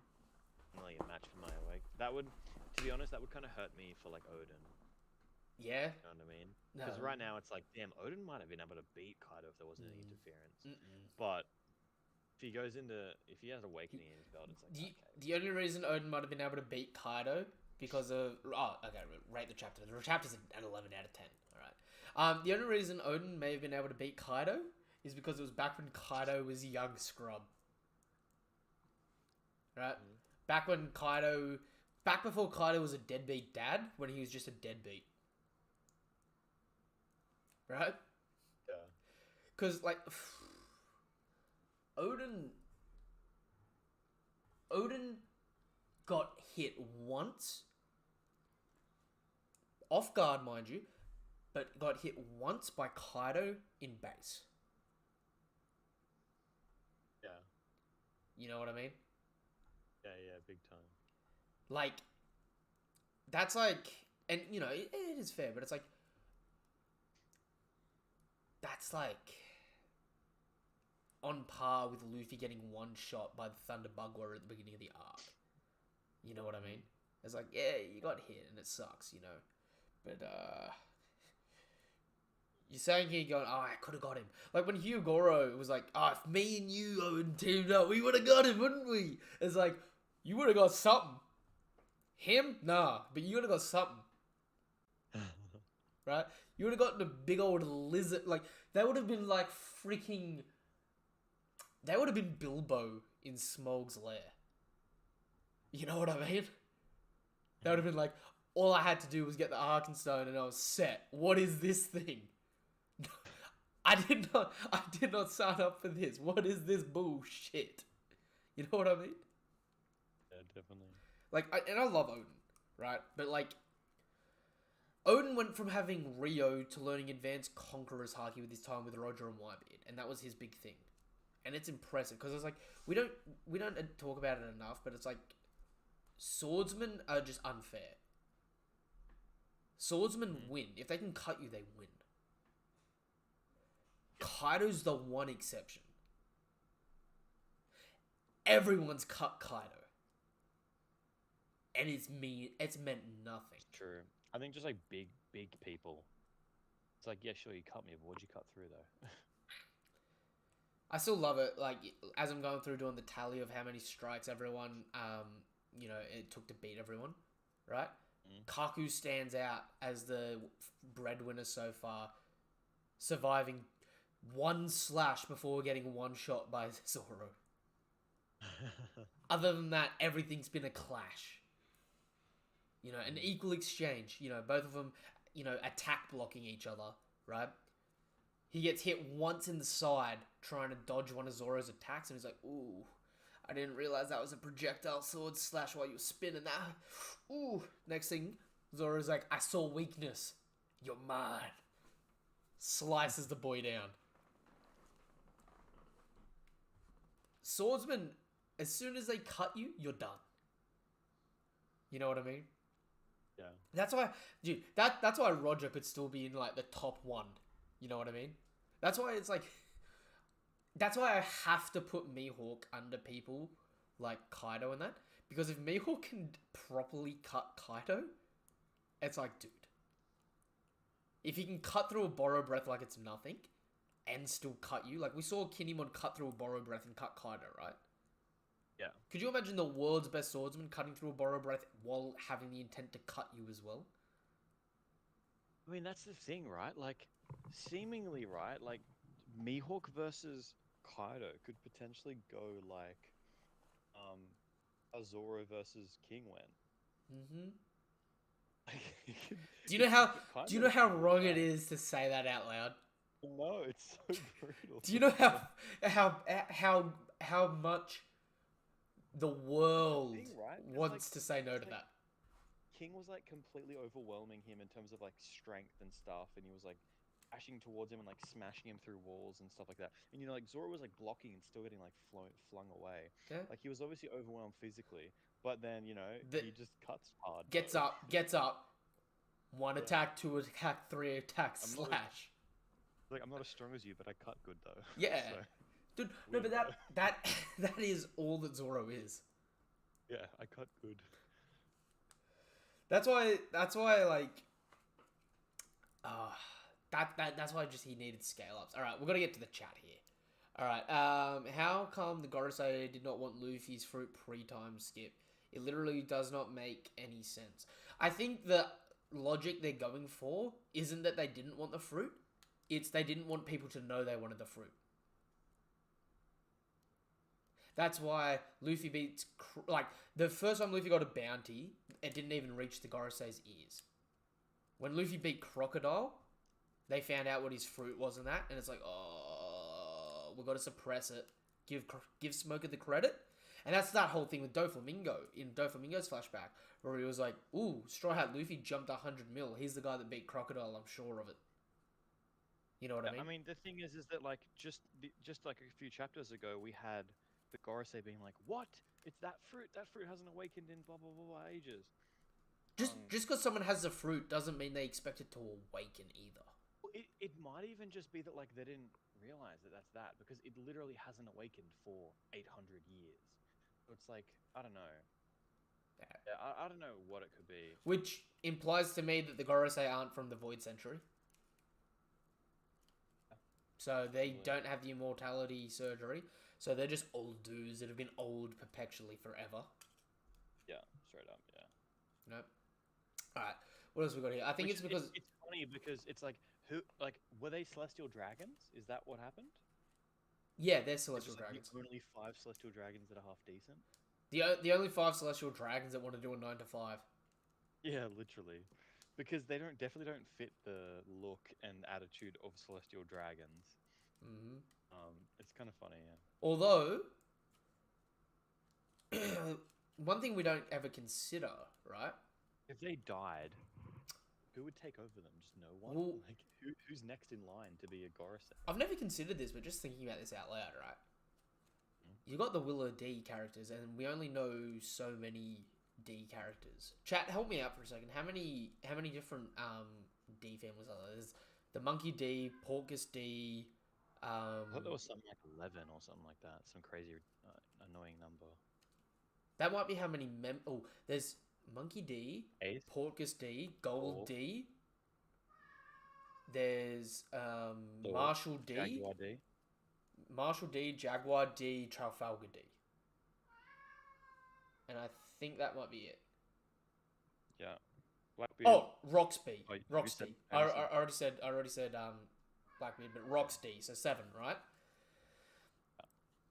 The 5 Gorosei could be like the main 5 families that first started. Like the world government was founded by 20 families. But there could have been 5 families at the forefront of those 20 families that were like, yeah, let's fuck these guys up. You know what I mean? Yeah, that's true. And they could just be like the figureheads of those families that are remaining. You know what I'm saying? Right, I get you. Because, and like, because like, I can't see if you've got the option at like the Celestial Dragons do. I can't imagine you wanting to be the person responsible for issues, as apart from just having fun. You know what I mean? Mm-hmm. Like the Gorosei don't make sense unless there's a purpose for them to be stuck doing it. Unless it's just someone draws a short straw and has to tend to Im's shit. You know, Im runs out of toilet paper and Merijoa, and he's supposed to be a secret. Who gets him a second role? You know what I mean? Yeah, right. Yeah. I Um, just looked it up and I see 6 families. 6 families. There's Monkey. There's 3 Monkey Ds. Yep. There's Marshall, Trafalgar, Roger, Saul, Portgus, which is Rouge and Ace. Yep. And then there's Zebek. Yeah, 7. Yeah, so we got them all. Oh, really? I just miscounted again. No, that's all good. So there's 7 of them. That's like I'm saying here. It's like, you know, 5 figureheads versus 7 main families, and we don't know if any of those other Marshall, like if we don't know if any of those D families tie back to being related. Yeah. You know what I mean? By the way, just saying, Ace was literally not only the son of the Pirate King, but the son of 2 Ds. Separate Ds. Do you know how much the world government Destiny. thought? No, stop. You know why? You guys are in the chat are like, why didn't you know? I'm guilty of it too. It's like, why didn't they want to go after Luffy pre-time skip more? Do you know why? An Ace, bro. And Everyone's sitting there, right, thinking Ace is Joy Boy. Yeah. You know what I mean? Dude, can you imagine if Ace got the Gum Gum? No, but Because he'd meet Whitebeard, and Whitebeard would be like, something sus about this fruit. It must Yeah, be special. I'm gonna help you awaken the this shit. only reason Ace doesn't have the Gum Gum fruit is because Shanks fucked up and Luffy ate it. That was Shanks' whole mission in the East Blue. Bringing it to Ace. Yeah. He was like, I'm gonna go capture it, I'm gonna give it to Roger's son, and the world is gonna be at peace. No, this dumbass kid ate it, and I don't have the heart to kill him.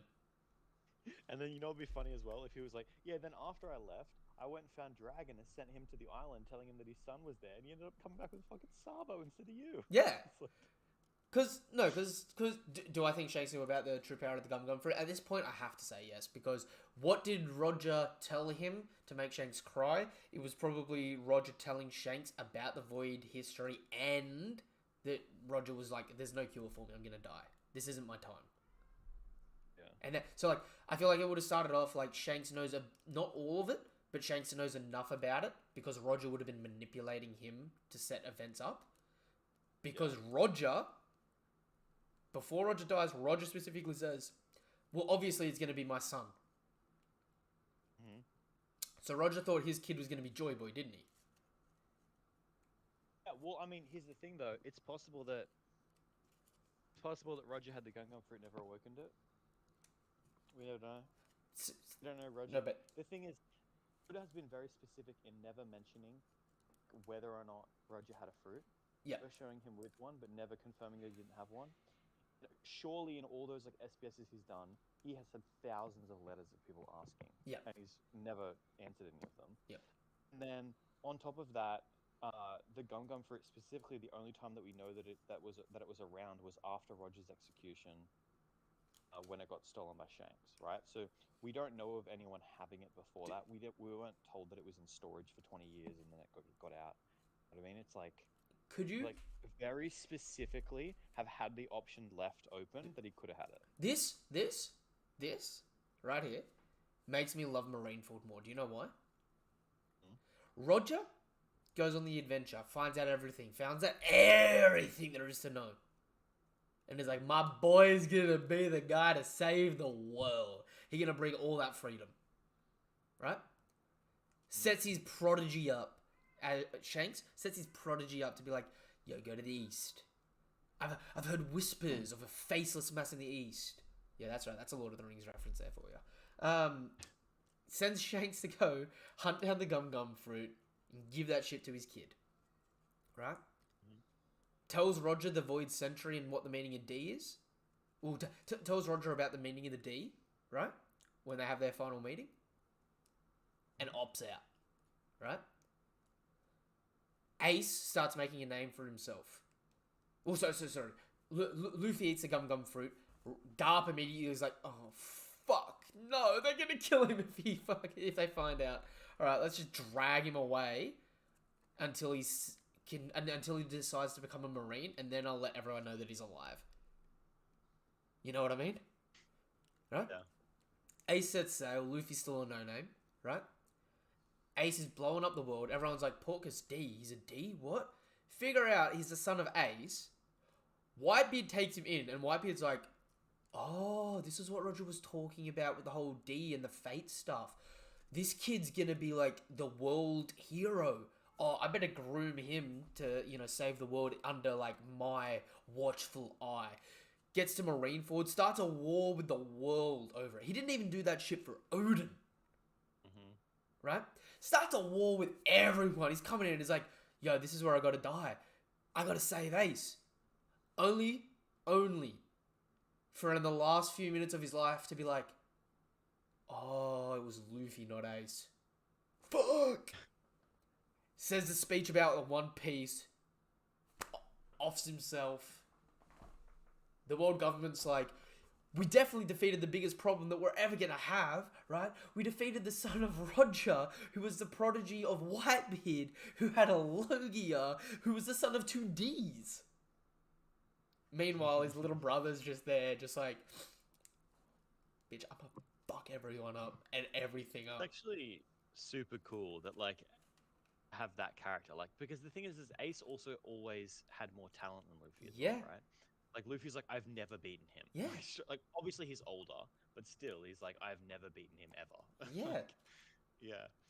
So it's like literally, it makes me love Marineford and Ace as a character more, seeing Luffy here. Because it's just like, it shows what the purpose of them was in a really dumbed down way. Does that make sense? Yeah.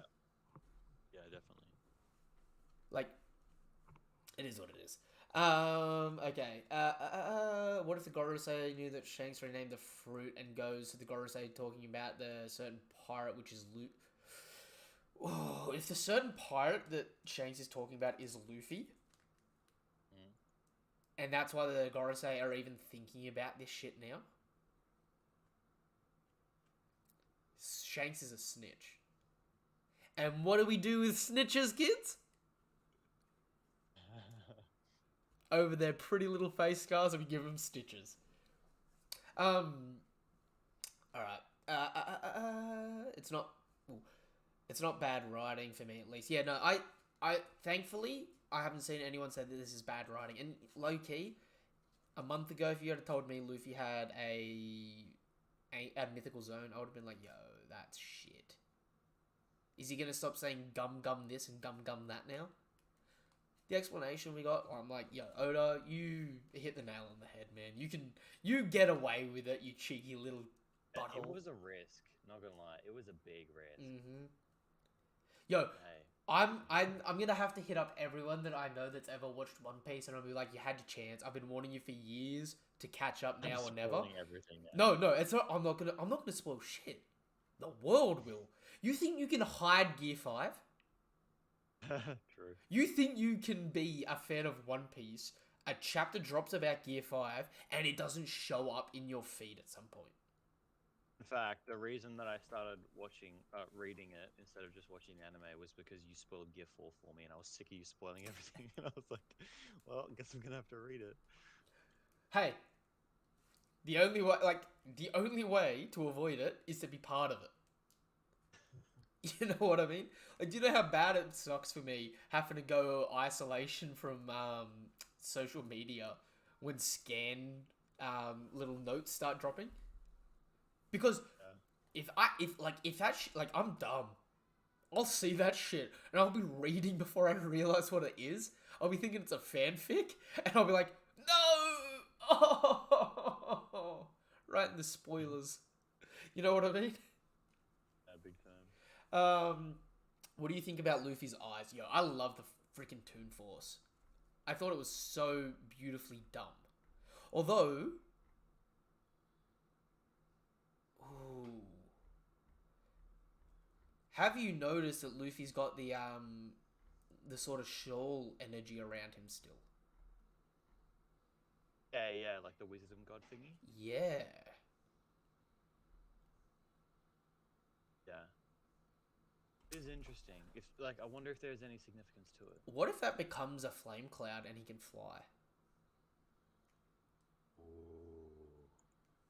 It's pretty good. He sees Kaido's flame clouds, like we were saying. He just copies it. Monkey see, monkey do. Monkey take this ship from you. Yeah.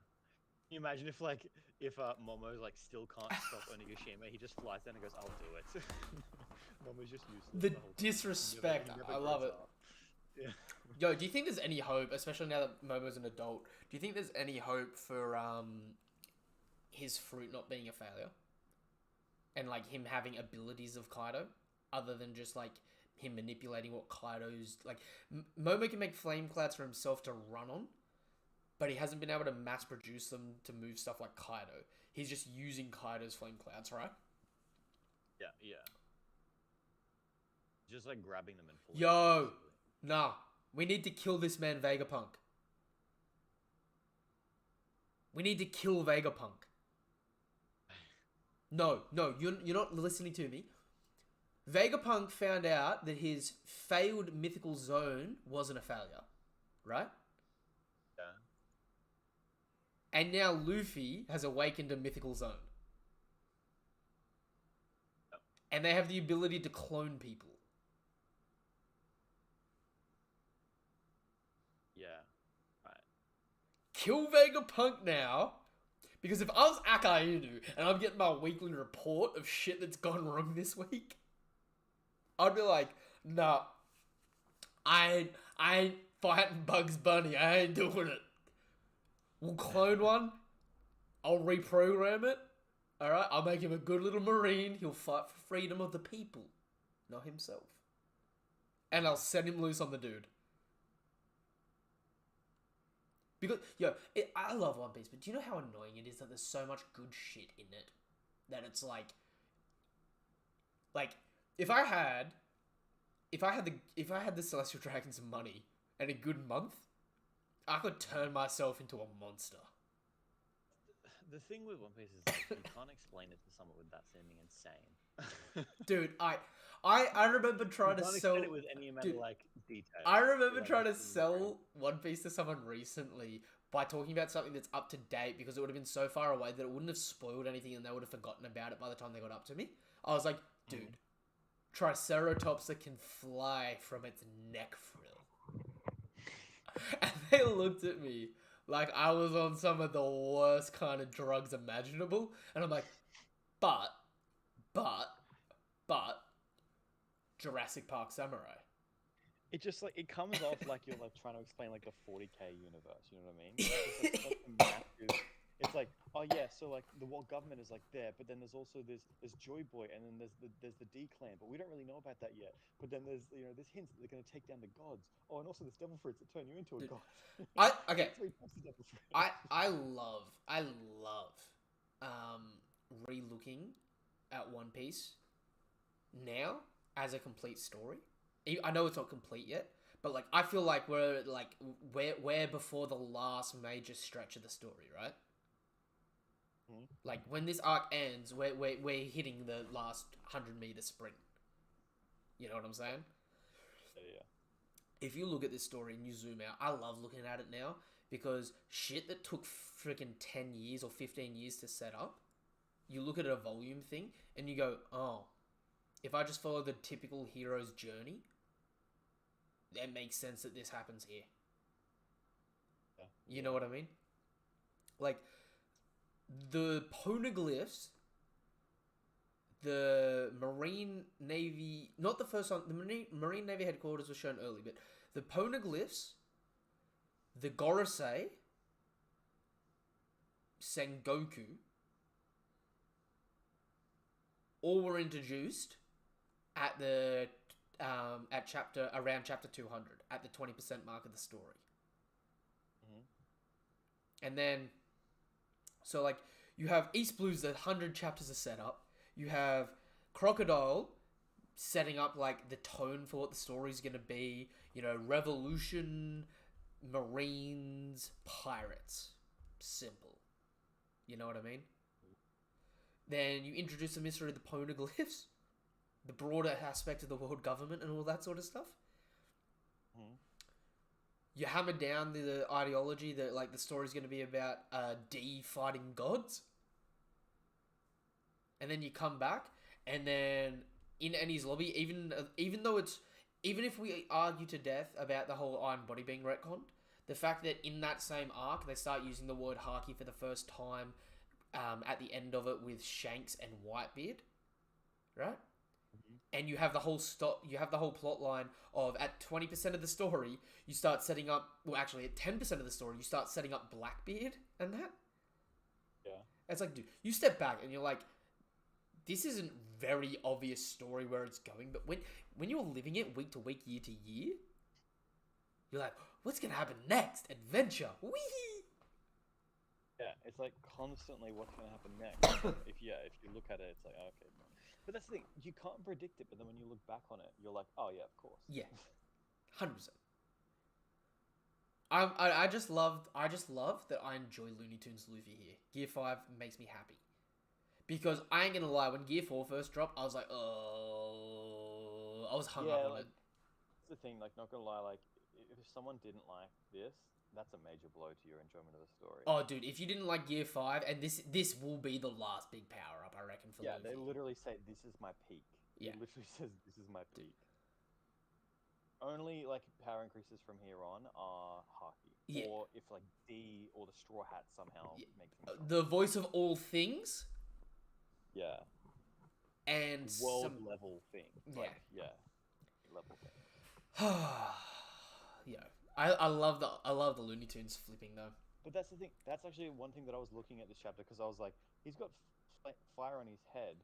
He can't wear his straw hat now. And I was like, and then I was like, wait up. Still don't have the significance of the straw hat. What the hell is going on with the straw hat? Oh. His straw hat's not there. True.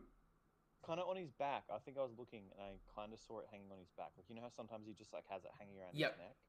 Well, does that mean... I mean, shit, we haven't really talked about this. Like, he can't really wear it when he's in...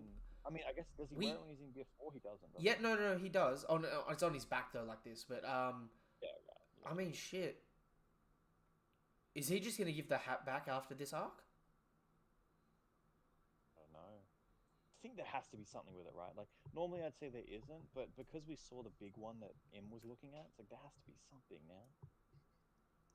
Well, okay, here's a question. What was the goopy bit?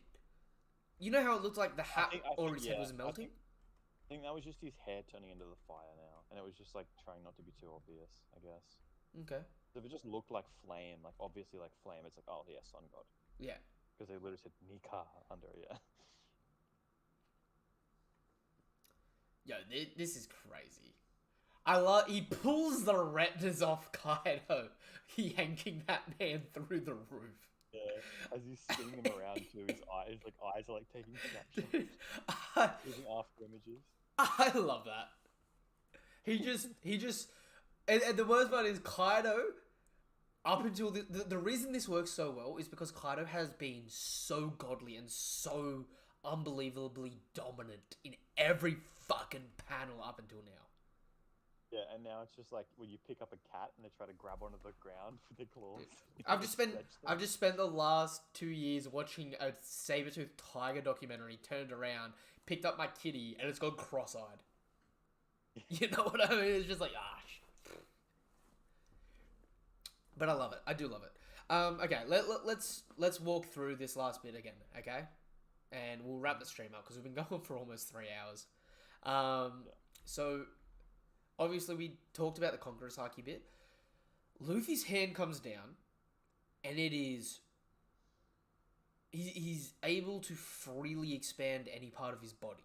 Is that how you interpret this? Gear 3 giant. It's just giant. It's like did you see any footage of that of the like an Avengers video game? Yeah. The main character can just like expand herself. Miss Marvel. Yeah, it's like that. Well, yeah. So he can freely do that. But mind you, Luffy never touches the ground. He is flying. Yeah, true. Actually, I just noticed that because I was talking about the whole flame cloud thing. He drags him up, bicep curls him, but he's in the air. We see him spinning him while he's in the air. Then Luffy's still in the air. Then he starts flipping Kaido while in the air, and then he lands on his back and laughs. And then I love how his other arm at one point is just like flexed into a bicep. He's just like, look at my guns. Dude. I love that moment. That gave me such spinach Popeye vibes. Yeah. You know what I mean? That just had me. I was smiling ear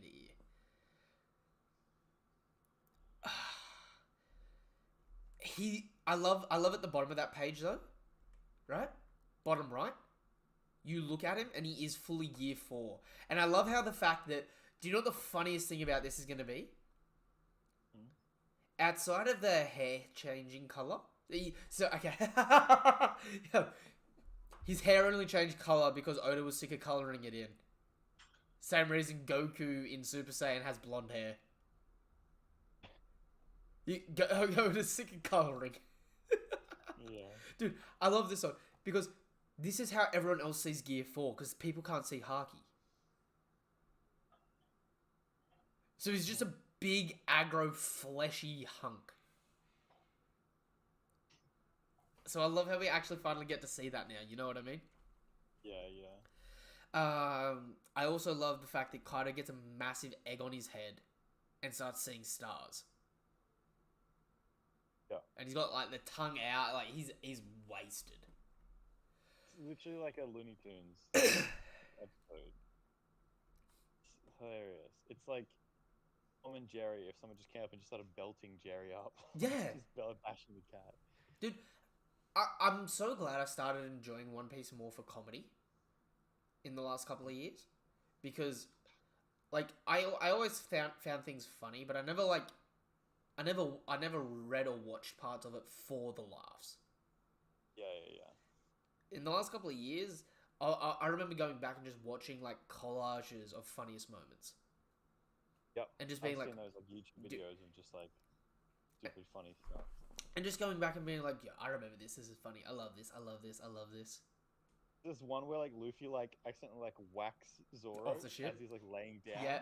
And he, like, stays laying down, but he, like, slides off the ship Dude, and then falls. I would watch a whole spin-off story of One Piece if it was just a collection of the funny moments in day-to-day slice of life stuff. Yeah, just them sailing on the ship. No, not even just them. I'm like, show me, Kid and Killer on the crew, like, preparing their makeup in the morning before they go out on a raid. Just show me stupid shit. You know what I mean? Like, I would love to see the moment, because you know how, like, Beppo's always trying to seem cute, but everyone's like, oh, he's not really cute. Yeah. I would love, like, behind closed doors, for Law to be, like, thinking he's really cute. And shit like that. You know what I mean? Or, could you imagine getting to see, because, you know how, like, all men like Wait, that would be cyborgs. good. He's envious that Chopper has a really low bounty and is considered the pet of the crew.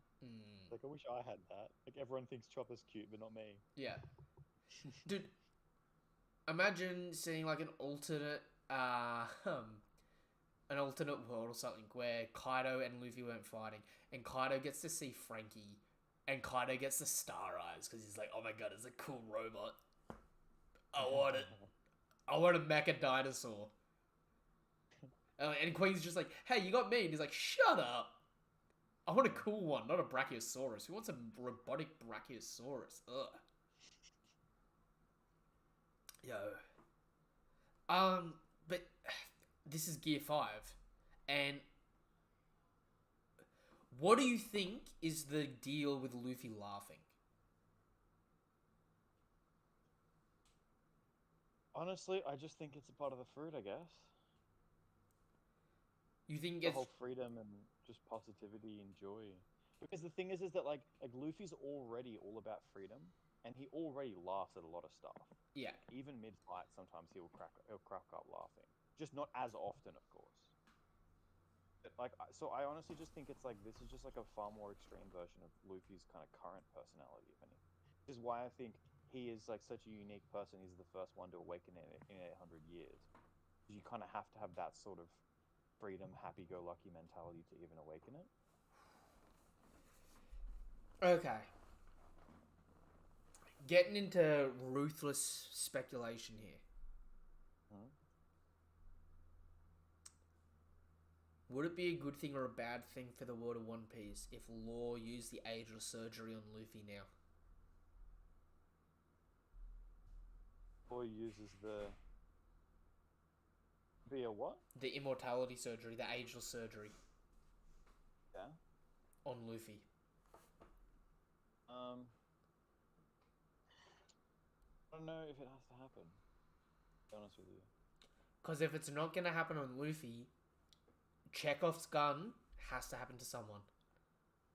Part of me almost feels like it's like beneath him now, in a sense, you know what I mean? Like he's like essentially like the embodiment of a god, and it's like, hey, I'll let you live forever. He's like, I'm a god, bro. I'm gonna anyway, even though he won't. But I don't know.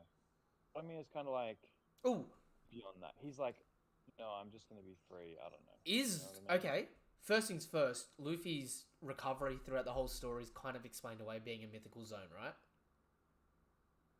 I guess so, yeah. When he eats... Oh, they should definitely tie that in. Because he loves meat, so when he eats meat, he gets really happy, and then when he feels joy, he heals. Yeah. Which is why, when Kuma expelled all his pain and suffering, Right. he was immediately healthy. Not just because it was actual damage, because he was just like, I'm happy. Yeah, so he just healed. Seeing how crazy this still makes me sit here and be like, dude, why couldn't Oda have done the route that because Kid has a magnetic fruit, he can magnetize people to him, and he's got good conquerors because of it? This is... I'm still lost. I also find it funny that Luffy memes as well, when Luffy's eyes pop out when Kaido's doing the borrow breath. Yeah. Because it's like, the borrow breath gets literally point blank in his face before he rips up the rubber to reflect it. Yeah. Also, I love how Also, this... I thought it was kind of weird how... Okay, can you run me through again Yep. what was the go with Odin dancing like 5 years? Oh, it's just, Orochi said that he and Kaido would leave Wano if Odin did it for 5 years. And if he didn't, he would kill all the civilians and sell off the women to be slaves across the world. Then he did it for 5 years, and then they just boiled him anyway. Yeah. And then when they boiled him, they said if you survive for an hour, then blah blah blah, and then they didn't follow that either. Yeah. Right. Dick mover OG. Yeah, big time. Did people think that? I guess not. Well, didn't think that Odin was dead for that. No, they knew that it was Odin running around Yeah. dancing. Yeah. He was naked. It seemed to imply that he was naked. No, he did. He used to strip off to a Yeah, loincloth. Yeah. Sad. Okay, I got a question then. If this fight lasts longer than a chapter, here on out, I'm expecting Kaido's awakening. What would Kaido's awakening entail to you? Really? Yeah. If okay. it lasts longer than a chapter or two, I don't think there's a way around it. It is so incredibly hard because to me it seems like the way that it seems to be with mythical, and obviously we only have one case study for this, which is Luffy, as far as we've seen, is that it's you kind of fully unlock your powers in a sense. But there's nothing that a dragon would typically do that Kaido hasn't already done. So I don't know if he has any he's nerfed and he needs to unlock his true potential. So I just have no idea. Do you think all I Kaido's can really awakened say at is, all? Regeneration, maybe. I don't know. It's awakening is such an enigma to me. I just don't know how it even works. Yeah. Luffy goes back to Whole Cake Island. Katakuri in his head. Anything you can do, I can do better. I can do anything better than I got a mythical zone. What? I just got a special paramecia. Wait, you had a paramecia? What do you mean you got a mythical zone? It's shut up. Laugh. I mean, Luffy starts doing some Lich King bullshit where he can just say one word responses and it happens. And he's fighting people and he just goes, laugh. And then they can't fight. They're just stuck laughing hysterically. That would be funny. Here's the thing. I think it's pretty official now. Anyone who takes Luffy seriously doesn't understand Luffy. Yeah. He is genuinely just I'm going to beat my heart faster and it's going to make me faster. And then it just happens. Mm-hmm. Funny. I actually like that. I like the explanation because it throws out reason and replaces it with magical explanation, but also reason. It's a reason, just not logical reason. Yeah. It's this is why this is happening, but it doesn't make sense. The reason is shut up because he can, but it's not shut up. You're too dumb or you're too smart. Yeah, there's a reason for it. Just the reason doesn't make sense. My question is, how do you reckon Luffy's gonna go here with Haki involved?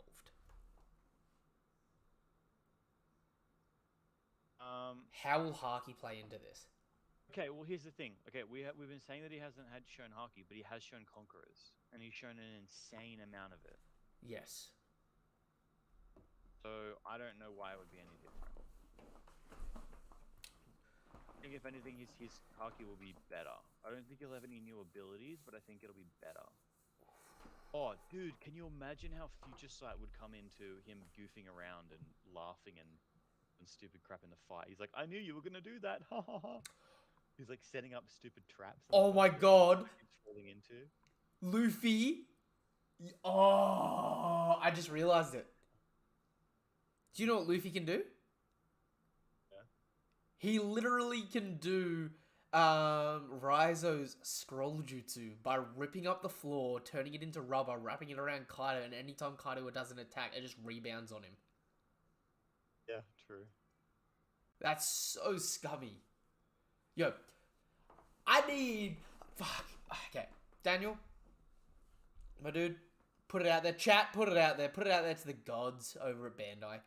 Give me Pirate Warriors 5. Give me a permanent updated roster. Make this shit playable fucking yesterday. I'd get that. And from here on out, don't go for Pirate Warriors 6. No. Say the roadmap will be future campaign, like the rest of the story will be completed in the game as free DLC, but characters will be added as paid DLC. That way you get your money, we get our content. Make it so you can give upgraded move sets as well. So if people show new abilities, it's not that we're never going to get to see them again, or that we need to buy a new version of them to use their abilities. Mm-hmm. Give me this shit. Inject it in my veins.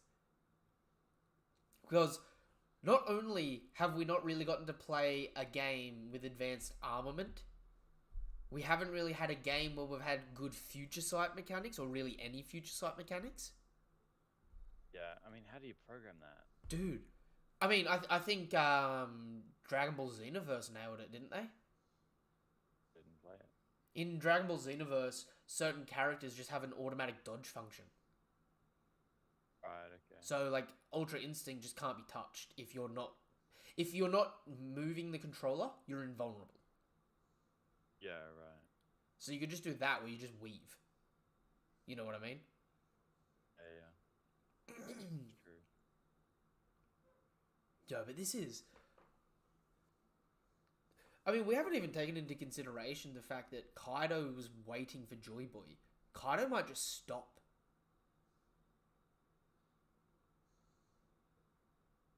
Yeah.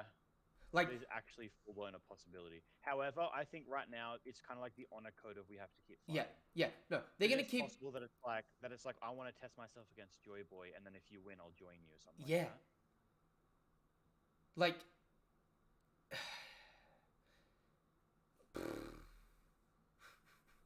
Like, because the thing is, like, previously, Kaido has said, like, I've already like, acknowledged you. Which is if he's like, okay, we're equals. It would be interesting if here it was like, he's basically like, I want to see if I can beat you. Like, you know, almost like he's already putting Luffy above him. Because in his mind, like, Joy Boy should be stronger than him. Straight up. Yeah, Like, no, I'm not as strong as You Joy Boy. you watch Oda pull a big middle finger out to everyone. Admirals equal Yonko outright, and it's gonna be Luffy rallies together the four emperors minus Blackbeard, right? Mhm. In the final war, and you're gonna have Luffy fighting Im. You're gonna have bloody Dragon Big Mom Kaido fighting the admirals, right? With Blackbeard just third partying, because why not? You're gonna have Zoro having to fight Mihawk because he's bored, who knows? And then, like, Kid and Laura delegated to trying to beat, like, a Sengoku or a Garp in a one-on-one fight. Yeah. That would be good. And it's like... Because, I mean, like, for Laura or Kid, their next match has to be Yonko level or above in a group, or individually. Like, they can't be too far off. They have to at least be a commander level character, right? Yeah, definitely. So it's like, I mean, that's assuming they don't, like, they actually do get another fight in the story. I mean, who knows? You know what I mean? But it's like, then you've also got the warlords. You can sprinkle the warlords in, going for either side, this, that, and the other. Yeah. The Looney Tune aspect of this makes me feel like it would be believable, especially because of the laughing, if emotions come into play more. And Luffy recruits instead of memes. Yeah. Yo, look at this, the last page, bottom right. Look at Luffy's bitch ass string bean little noodle leg wailing in the wind as his big beefy, like, that's like Nightmare Luffy with a bloody noodle. Yeah. Is this the best chapter, Wano? Is this the... Where does this rate for you in all-time best chapters? While you're thinking of that, I'm going to go through the chat a bit. Most Broken Fruit, Luffy, he can mimic any devil fruit. I mean, yeah, we've definitely been talking about that as a possibility. Pre versus post time skip, which is better. Post time skip. Pre time skip is funner. Post time skip is one arc. Like, from Fishman Island to Punk Hazard to Dressrosa to Zoe to Whole Cake to Wano has been one major story arc. There's been sub bosses, but like you essentially in pre time skip you could take any arc and just watch that, and that's start to finish a good story. You can't just pick up Punk Hazard and start to finish it's a good story. It's fun, but it's got no resolution. Yeah. You can pick up Dressrosa, and it had no beginning, because that was Punk Hazard. Mm-hmm. You know what I mean? Yeah. You can pick up Zoe, and people love Zoe. People used to say Zoe was the best arc of the post-time skip, because it gave information, and that was it. Although, like, I do think that the post-time skip is kind of required to really cement One Piece. Yeah. In terms of having, like, a massive world, Yep. like, huge world building, like, it has expanded the scope of the world so much. Whereas pre-time skip, although, like, each individual story was written, like, really cool, it kind of felt like, yeah, we're on this, like, straight-ahead path to this one island, and we're going, like, one island at a time and having a little adventure. Whereas this time skip, it feels like it's like a big breathing world, and there's a lot going on, and like it wouldn't be surprising if they had to backtrack to other islands, and like, you know, it's Yep. more open and more free. Yeah. It's chaotic. Yeah. Post time skip's It's more like- chaotic. Pre time skip is more It's like a structured video order. game, where it's like level by level. Yeah, look, okay. Do you know what it is? It's Pre-time skip's skip. open world. Pre-time skip is level by level, and yep, post-time skip, you unlock all the levels as an open world, and depending on when and where you go to it, the world changes. Hmm. You know what I mean? Especially since, and I've been saying this for the longest time, you could people that are like, oh, the post-time skip sucks. Of course it sucks. We didn't get the climax. Marineford is not the climax of the pre-time skip. Marineford is a reward for sticking through pre-time skip, Yeah. right? Thing is that- Wano so here's is the the thing, actually. end point of the story of the Yonko. I think like by the time the post-time skip is over, it'll be if you could pick only pre or post to read. Yep. You can't read the other one. You would read post. Yep. Because it would feel more like a whole complete story. Yeah. And that's not to say like I love pre, like Crocodile. I personally think that pre is written better. Yeah. Because well, I mean, it wasn't trying I to care about each individual island like more. pre-time skip also suffers from not being ambitious as other post-time skip arcs. It works better for it. I mean, like, dude, the concept of Skypiea is fucking wonderful, isn't it? A skyline in the eye, and it's like based on angels, and that's where that whole mythology comes from. And you got to take someone that thinks they're a god. It's fucking picturesque, right? Also, it's like if you get introduced to like an admiral or to like NL for the first time, it's amazing. But then if you get introduced to like Akainu, Dude, it's like, yeah, but I've seen a whole bunch of Logias already. do you know how many people, and like I'm guilty of this myself, right? Do you know how many people are like, Fujitora is cool, but Aokiji, Kizaru, and Akainu would fuck him up. Yeah. It's like his Like, if power you is saw someone gravity. pre-time skip, if you saw someone pre-time skip who can instantly bore a hole into the earth, like so deep that you can't see, and drop a meteor on your head, and lift exactly all of the rubble in an entire island into the air, ready to drop at any moment, you would be like, this guy is unstoppable. Imagine if you got to the end of Alabasta, right? And you saw the entire country float and all the sands in the air. Yeah. And Crocodile just like condenses it down and just is like, you're done. Yeah, you would just be like, okay, strongest in the verse, I guess. Yeah. But Fujitora literally sends people hundreds of meters below the earth by flexing his soul. Mhm. And it's like, our kids, you could take him. Kizaru could take him. I don't even care that light can bend to gravity. Fucking take him, Kiz. You know what I mean? Yeah. And I'm like, Yeah. that's why like I hold out hope, because it's like, dude, it's like, what's cooler, an element where you can be an element, or you can control something? You know what I mean? Yeah. It's like, right, yeah. like if Fujitora was gravity, and like say Zoro tried to slice him, right? And the cut like touches his body, and like Fujitora's body's gravity itself, so the cut just like disperses. Yeah. You'd have a whole different view on it, wouldn't you? Yeah, big time. Like you'd be like, it's God. It's God himself. You know what I mean? But because he's just a dude that just like, I swing my thing and you go thump. It's like, I don't like the path leading to the reveal of Luffy's fruit. I didn't like the path of the reveal leading to Luffy's fruit. Do you think it's the point where Kaido loses? Kaido's gonna lose, for sure. If it doesn't happen...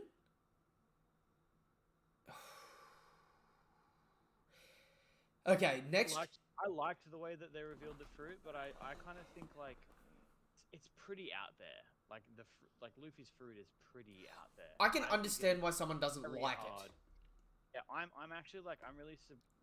I feel like if I tried to write it, it would come across as pretty. Yeah. Like, what is this? Like, what is going on now? It is. You know? It is only because it is Luffy, and it is only because I've been treated with so much badass Kaido that this is acceptable at all. Because do you know what? Do you know how long everyone's been like, it's big meme. Oda doesn't shit on Shanks like this. Oda doesn't shit on Whitebeard like this. Oda doesn't shit on Kaido like this. No. Oda is going to take his time and be like, no, fuck it. No one's above the law. I don't even know if F5 has yet had that good of a showing, because realistically, all he did was throw him around while he was in dragon form. How many times has Luffy thrown Kaido around while Kaido's in dragon Gear form? 3 murdered this form. Yeah. So it's like realistically, like he hasn't actually had that big of a showing yet, in this form. So I don't think he's like OP or anything like that yet. I still want to see what he has, because the thing is like we say like he could theoretically have like any devil fruit power. I think it's more when they say like he has freedom. I think it's more like it has to kind of generally be within, because he doesn't have absolute freedom. Yeah. It has to be generally within his kind of skill set. So like he can kind of stretch his body in weird ways now. He can grab stuff and be like, "Now you're gonna stretch," and things like that. And he can do kind of memey stuff. But he can't just be like, "I have the magma fruit now, and I'm gonna, turn into magma." It's like I would love... I'm gonna make a quake because I saw you make a quake. Like I don't think it's like that. You know how he's redirected the fire here? Hmm? I'd love for a moment where he's like, wasn't good enough last time, when Kaido tries to do it in hybrid form. Yeah. And he grabs the borrow breath and turns it rubbery. And he just redirects it. And so, like, it's like a boomerang where Kaido's spitting out the borrow breath and it's swinging back around at him. That would be funny as fuck. Yeah. Because, I mean, the thing is, as well, is like don't, like we were saying at the start, like, don't run away too much with his power. Yeah. But, like Big Mom can, like, literally, like we were saying, when we were first kind of learning about Big Mom's fruits, like, can't she just, like, grab a Logia's element, make it a homie, and now she's immune to the whole, like, and she just, like, easily low diffs the Logia now? Hindsight. Like, stuff like that. And it's like, Kaido exhales and destroys a mountain. Yep. Blackbeard laughs and he's shaking in the entire island. If you took... I mean, Whitebeard, who is now Blackbeard's fruit, literally could just destroy the world by punching the ground over and over. If you took the 3 googly eyes away, the one when Kaido gets yanked up, right? The one when Kaido gets spun around, and the one of Luffy seeing the borrow breath, if you took those 3 googly eyes away and just left them as normal eyes, this chapter would have a completely different tone. Yeah, it would just be him doing the same shit. It'd just be like the red rock at the start of the... Yeah. The thing is, how loony it's going to be from here on out. Yeah, well, that's the thing is that like Kaido in this next chapter, Kaido is going to go back into his hybrid form, and let's just say he doesn't have an awakening. He just goes back into his hybrid form, and suddenly like Luffy will be winning, but it'll be a much closer fight. Luffy's not just going to toss him around if Kaido passes out. 100%. 100%. And mind you, and I've been saying this for the longest, Kaido looked like near well full health. Kaido's clean. Like, look, Zoro fans out there, you can hate me for saying this, right? Zoro cut Kaido. Kaido said, "Oh, this will stick with me." Hasn't scarred him. Yeah. Like, we haven't seen the mark since the chapter Kaido got cut. Yeah. And we've seen the dude's bare chest out in all different forms. We've seen him in dragon form, hybrid form, and base form. Seen him in so many different angles. There's really no way to argue it, to be honest. It's like it's just not there. So If it is there, it's like a Dragon Ball Rider level of an oversight, like leaving what's her name out. If Oda has just forgotten to include it, or Oda's just gonna get them to fix it up for the volume release, and I don't have the rooftop fight in hard copy, so I can't tell you. You know what I mean? But it's like Kaido's stamina is drained. We know that from like carrying the island and that. But Kaido's health, dude's just like taking hits, takes 5, and he's like, yeah, okay, I'm good. What's going on? Yeah. That's the thing is like, every time someone loses, like takes damage in One Piece, it doesn't seem like it slows them down much, right? Like, generally speaking, the fight just keeps. That's kind of what I was saying when we were doing our like tier list thing. Was like, the current Luffy that was fighting. Oh, sorry, the current Kaido that was fighting Luffy at the time was fighting him harder than he had been fighting him until that point, Yeah. right? And Luffy was like matched, like going blow to blow with him. Like in my mind, it was like, sure, Kaido's probably taken a lot of hits and he's really tired, but he wasn't fighting this hard before. Yeah. So obviously, if Luffy can match this level of strength, he can match, as far as we've seen so far, Kaido's top level of strength. Yeah. Whereas I was on the viewpoint where I was just like, well, Kaido's showing that he's got more, so I think he's got more under his belt. You know what I mean? Yeah, and he might. I mean, he might have awakening. And I mean, I already admit, like, back then I was wrong. Kaido was stronger than Luffy, but now, ooh. I would love. Because what I was thinking was that Luffy was going to go Gear 5, like, not get defeated, go Gear 5 and beat him. Oh my god, no! He'd get defeated. Drunk, flirty Kaido versus Toon Force. That's gotta come. Surely. Surely after this, Kaido goes back into base, whips out a drink and goes, "You want a drink, boy?" And Luffy's like, "Are we doing this or not?" And then we get because you know how that's when Kaido was at his peak, right? So far. Kaido has a big swig of booze, and we get flirty drunk mode coming back out, trying to do some cheeky shit, and we get a meme off. Kaido gets on heroin, and then the series gets cancelled, and Oda gets cancelled, and no more One Piece. I would. I just. I'm strapped. Like I have no idea how to gauge. Like I still feel like this is a fever dream. It is very out there, very out there. I'm really into kind of like the aesthetic, and I'm like, I don't know how much I like the aesthetic because it does look cool. It looks cool in a goofy way, and normally cool equals badass, but so I'm just like, oh man, I don't know how much I like it. I don't dislike it. It's not just like definitely cool. You know what I mean? Yeah. If he just turned into like a super buffed dude with like flames all around him and like haki streaks all over him, it would just be like, yeah, sick. All those like fan arts of him with like golden haki and stuff. Oh, they're beautiful. I love them. So yeah, like you can't go wrong with that because it's just badass form. Because this is like, oh, I don't know, man.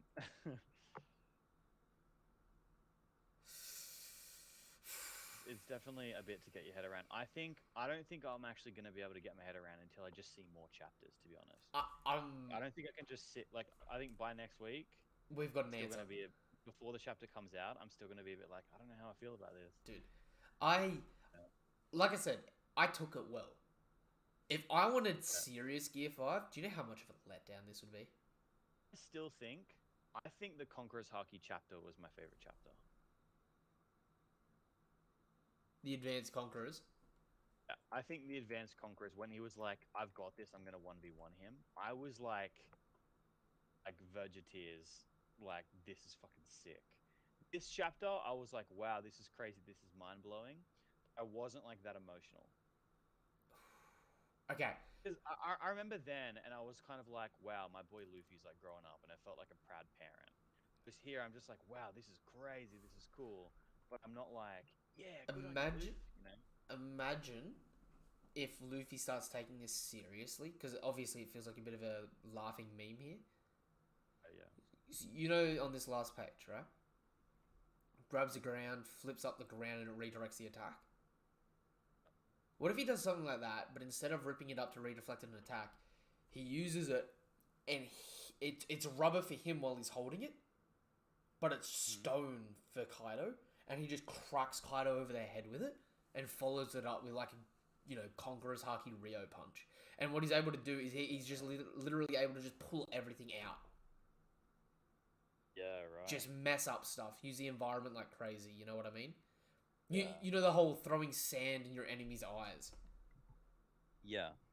See, the thing is like, what I've seen so far is like, Luffy doing a bit of that free thing. Because this is the thing. The two buffs that Luffy got is exponentially stronger, and he's more free. I gotta read that. So, yeah, so my thing is like, we've seen him be more free because he's like, turning the ground into rubber, bouncing around, doing crazy stuff. Obviously, we haven't seen the extent to that though, but we also haven't really seen him kind of at all use his strength, because I think like Gear 3 Luffy could like reach his hand down, grab Dragon Kaido, and kind of throw him around a bit, right? Because it's Dragon Kaido. What I want to see is when it's like hakied up Rio attacks clashing against each other, and Luffy is now overwhelming Kaido with strength. That's what the shit that I want to see next chapter. Like, I want to see how much physically stronger he's actually gotten, because his Gear 3 punches were equaling. Clashing. Say that again. His Gear 3 punches were clashing. His Gear 3 punches at the end, when he was using Conqueror's Rio, were clashing evenly against the Kanabo. Yep. Now he's quote unquote exponentially stronger. Well, so I want to see like what that means. Now he's essentially in Gear 4 without wasting the Haki of Gear 4. So yeah, but if he's exponentially stronger, that would imply that at his strongest, he's now overwhelming Kaido's strength. Well, yeah. Well, essentially, I see him now, apart from the whole typical awakening stuff of the other stuff, right? His base stat here is what Gear 4 was before, but he's still got Haki that he can put on top of it. Because to me, that already is enough to be exponentially stronger. But, just reading it, right?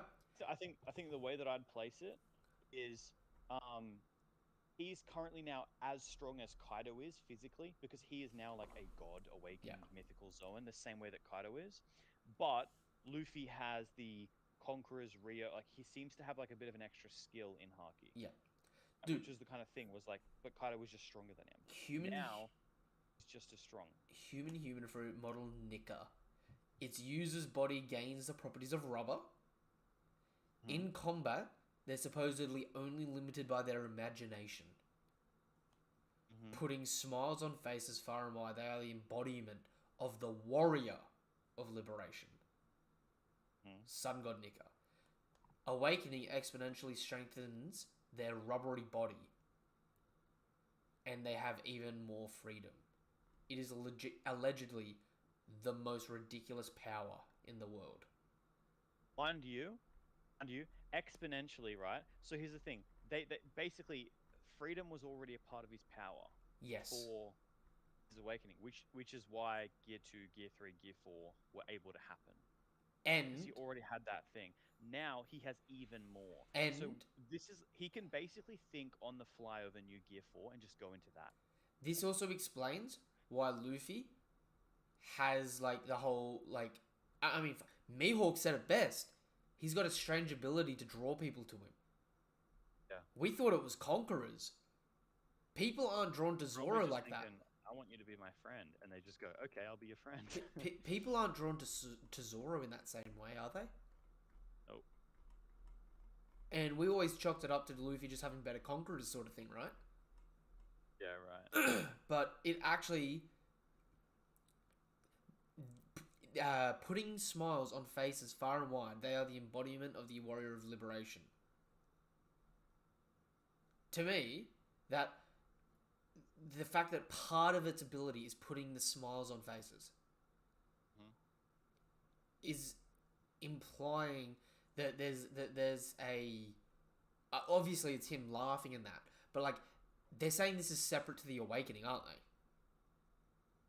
Yeah, like basically as like a mythical being, his thing is just to go around and make everybody like him and have fun and do great. But yeah, it seems like literally part of his power is to draw people towards Like him. the base power is the rubber properties, limited by his imagination, so gear 2 and 3 and 4, right? Putting smiles on faces.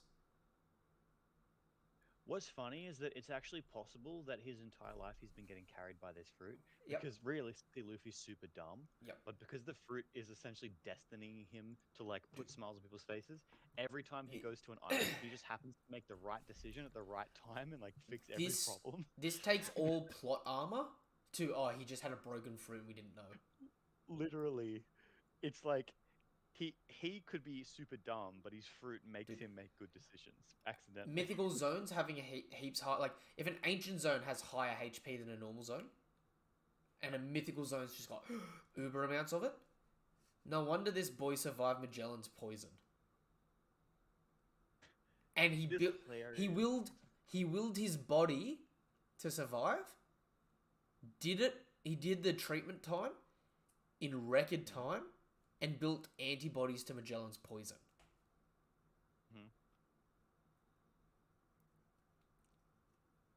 That is true. Them some crazy antibodies. Yeah, he has survived some redonkulous stuff. I love how Oda does this, but he also prefaces like the rubber's part of it though. The rubber, it's not that it's not something else. So Yeah. NL stands, don't yell at me.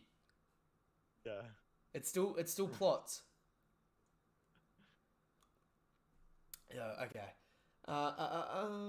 Do you think this is the point where Kaido loses? Luffy is giant. What if he imitates Kaido's fire cloud? Yeah, that's what I was saying before. Luffy doesn't know he's a zone yet, so he will think that his power has a time limit, given that he is a simpleton. That actually, it's still possible that it does have a time limit anyway because it's an awakening. Right? Because obviously, like, him just being in rubber form isn't a time limit because that's just his fruit. So he basically is always in that Zoan form, but we don't know enough about awakened zones to know if they can just be perma awakened. Because as far as we're aware, every other awakening that we've seen, like lore in that, has been it takes effort. Okay. Hear me out here. A Buddha is just and fair. Forces the person to become a leader of justice. A Phoenix protects and heals. Marco protects Luffy and Ace and is the de facto healer. Yeah. A dragon is greedy and godlike. Hoards its treasures and is selfish. Right? The mythical snake fruit is snaky, slimy, backstabby. Emphasizes the character of Orochi's, betrayal and stuff like that. Yeah. All zone fruits have a will of their own, and this one carries the name of a god. What is the will that's going to force its way out here? You know what I mean? Yeah, wanting freedom. Because Luffy's always wanted freedom. Right? Luffy... But here's the thing. Has he? Because he ate it as like a little boy. He didn't even know what he wanted back then, right? He's just like, oh, you're cool, Shanks. You're a pirate. Yeah. We've never seen Like- Luffy pre-fruit, really. Yeah. All of his And, like, flashback he stories. says that the reason he wants to be Pirate King is to be the freest on the sea. But realistically, he just wants to be Pirate King because he thinks Shanks is cool when he was a little kid, right? And then his reason over time has become that I want to be the freest on the sea. Well, It's like you want to do something because you think it's cool, and then down the track you're like, they're like, oh, why do you do that? And you have a think about it, and you go, well, I guess it's because of this. Yeah. this chapter is going to have, like, when the official comes out, speculation's going to go around on trying to Oh yeah. pick apart phrasing. Oh my, I can't. All those resin things that I kept seeing, I was like, it's not going to be resin. Come off it. This explains why he's able to break the will of a Conqueror's Haki First Division Commander user like freaking Katakuri. Why he's able to bring Katakuri to his side? Because what happened when Luffy left? Katakuri was smiling ear to ear, and Brulee's going, they escaped, and Katakuri's like, oh, did they? While he's got a shit-eating grin. Yeah. You made plot armor a fruit effect. I love it. Okay. Who else has smiled before they died? Ace, Saul, Luffy, Roger. Probably Whitebeard. Did Whitebeard smile? Nope. What if people who smile are people who have been affected by the fruit? You don't have to have it. Like, I guess not, because Saul wouldn't have, right? How old is Saul? Aokiji's age. Is Maybe it could older, have been because he was a something- giant. Could have been something like Roger had it but never awakened it, but it was still enough to like make people smile before they die. Then like Saul met Ooh. Roger at one point. Do you know what? No. Chat, you're fucking on the money here. We still don't have the whole story because of the giant hat, the giant straw hat. Yeah, exactly. Yeah. So, unless Sun God Nika, or Sun God Nika from the story of Who's Who looked like Luffy. Hmm? Joy Boy could have been a giant that had this fruit. Right. But You know- then why did the second hat get made? Like, why did this? Like, so even if the hat's just symbolic, Yep. The because second, Roger had it before he found the poneglyphs, like Laugh Tale. it could have been It's not- passed it's not like down. he went there and then made it. It could have been passed down in the line of D. Okay, but then why does it just happen to be one big one, one little one? Well, it could have just been. I mean, maybe the Gold D family, specifically, for whatever reason they don't know. They don't know the significance of it. Yeah. We're told straw hats are important. You should make straw hats. Your kids should make straw hats. Their kids should make straw hats. Possible, but feels stretchy. How does this come in to Fishman Island getting destroyed? Because if Luffy can literally turn anything to rubber, he could just turn Fishman Island's bubble to rubber and nothing damage it. True. It always comes down to the whole like, how free? You know what I mean? Like, free, but how free? Because essentially what they've said, right, is that like all the powers that Luffy currently has had, just not to enough of an extent for them to really like be expressed. Yeah. Right? And so it's not like he's going to necessarily get new powers. He's just going to be able to use more of his power, which is going to be able to express itself more extremely. I don't know. I'm telling you. Give me Pirate Warriors 6. Give it today. Yeah. Let me play this. Give me Ashura mode Zoro with Conqueror's Haki, Ifrit's Jambe Sanji, and this. I'll be happy. Yeah, damn. Oh, Awakened Law and Kid too. Ooh. Bro, they wouldn't be that fun in a game though, I don't think. What Law? Law, he just puts it on his sword, right? He would just have he extends his sword really long and then cuts, like a big sweeping attack. Imagine if you're able to, because say they do a game, right, and they're able to swap the mechanics between brawler, like area of effect people, brawlers and swordsmen and shooters, because like Usopp and that, right? Imagine if Law goes from like a swordsman to he uses his awakening, and he becomes a shooter, where you get like a reticle on that and you get to aim his sword, and the longer you hold down the trigger, the bigger the sword gets, the bigger the damage. Yeah, that'd be pretty cool. Or Kid just shooting that big fuck off railgun. Dude, could you imagine? Can't wait for the end of series when I can say, oh yeah, Luffy would shit on Goku and laugh while doing it. And everyone gets mad at me. Hey, Hydrogen is Super Saiyan 1. Yeah. Do you know how upsetting that is? That, like, do you know how much that has to hurt some people's headcanon for how strong people are? It's comedy gold, right there. The fact that... That's the thing, though, is like, that's the thing. If you power scale based on a bad instance of someone's, like, max effort versus a good instance of someone's max effort, you get vastly different results.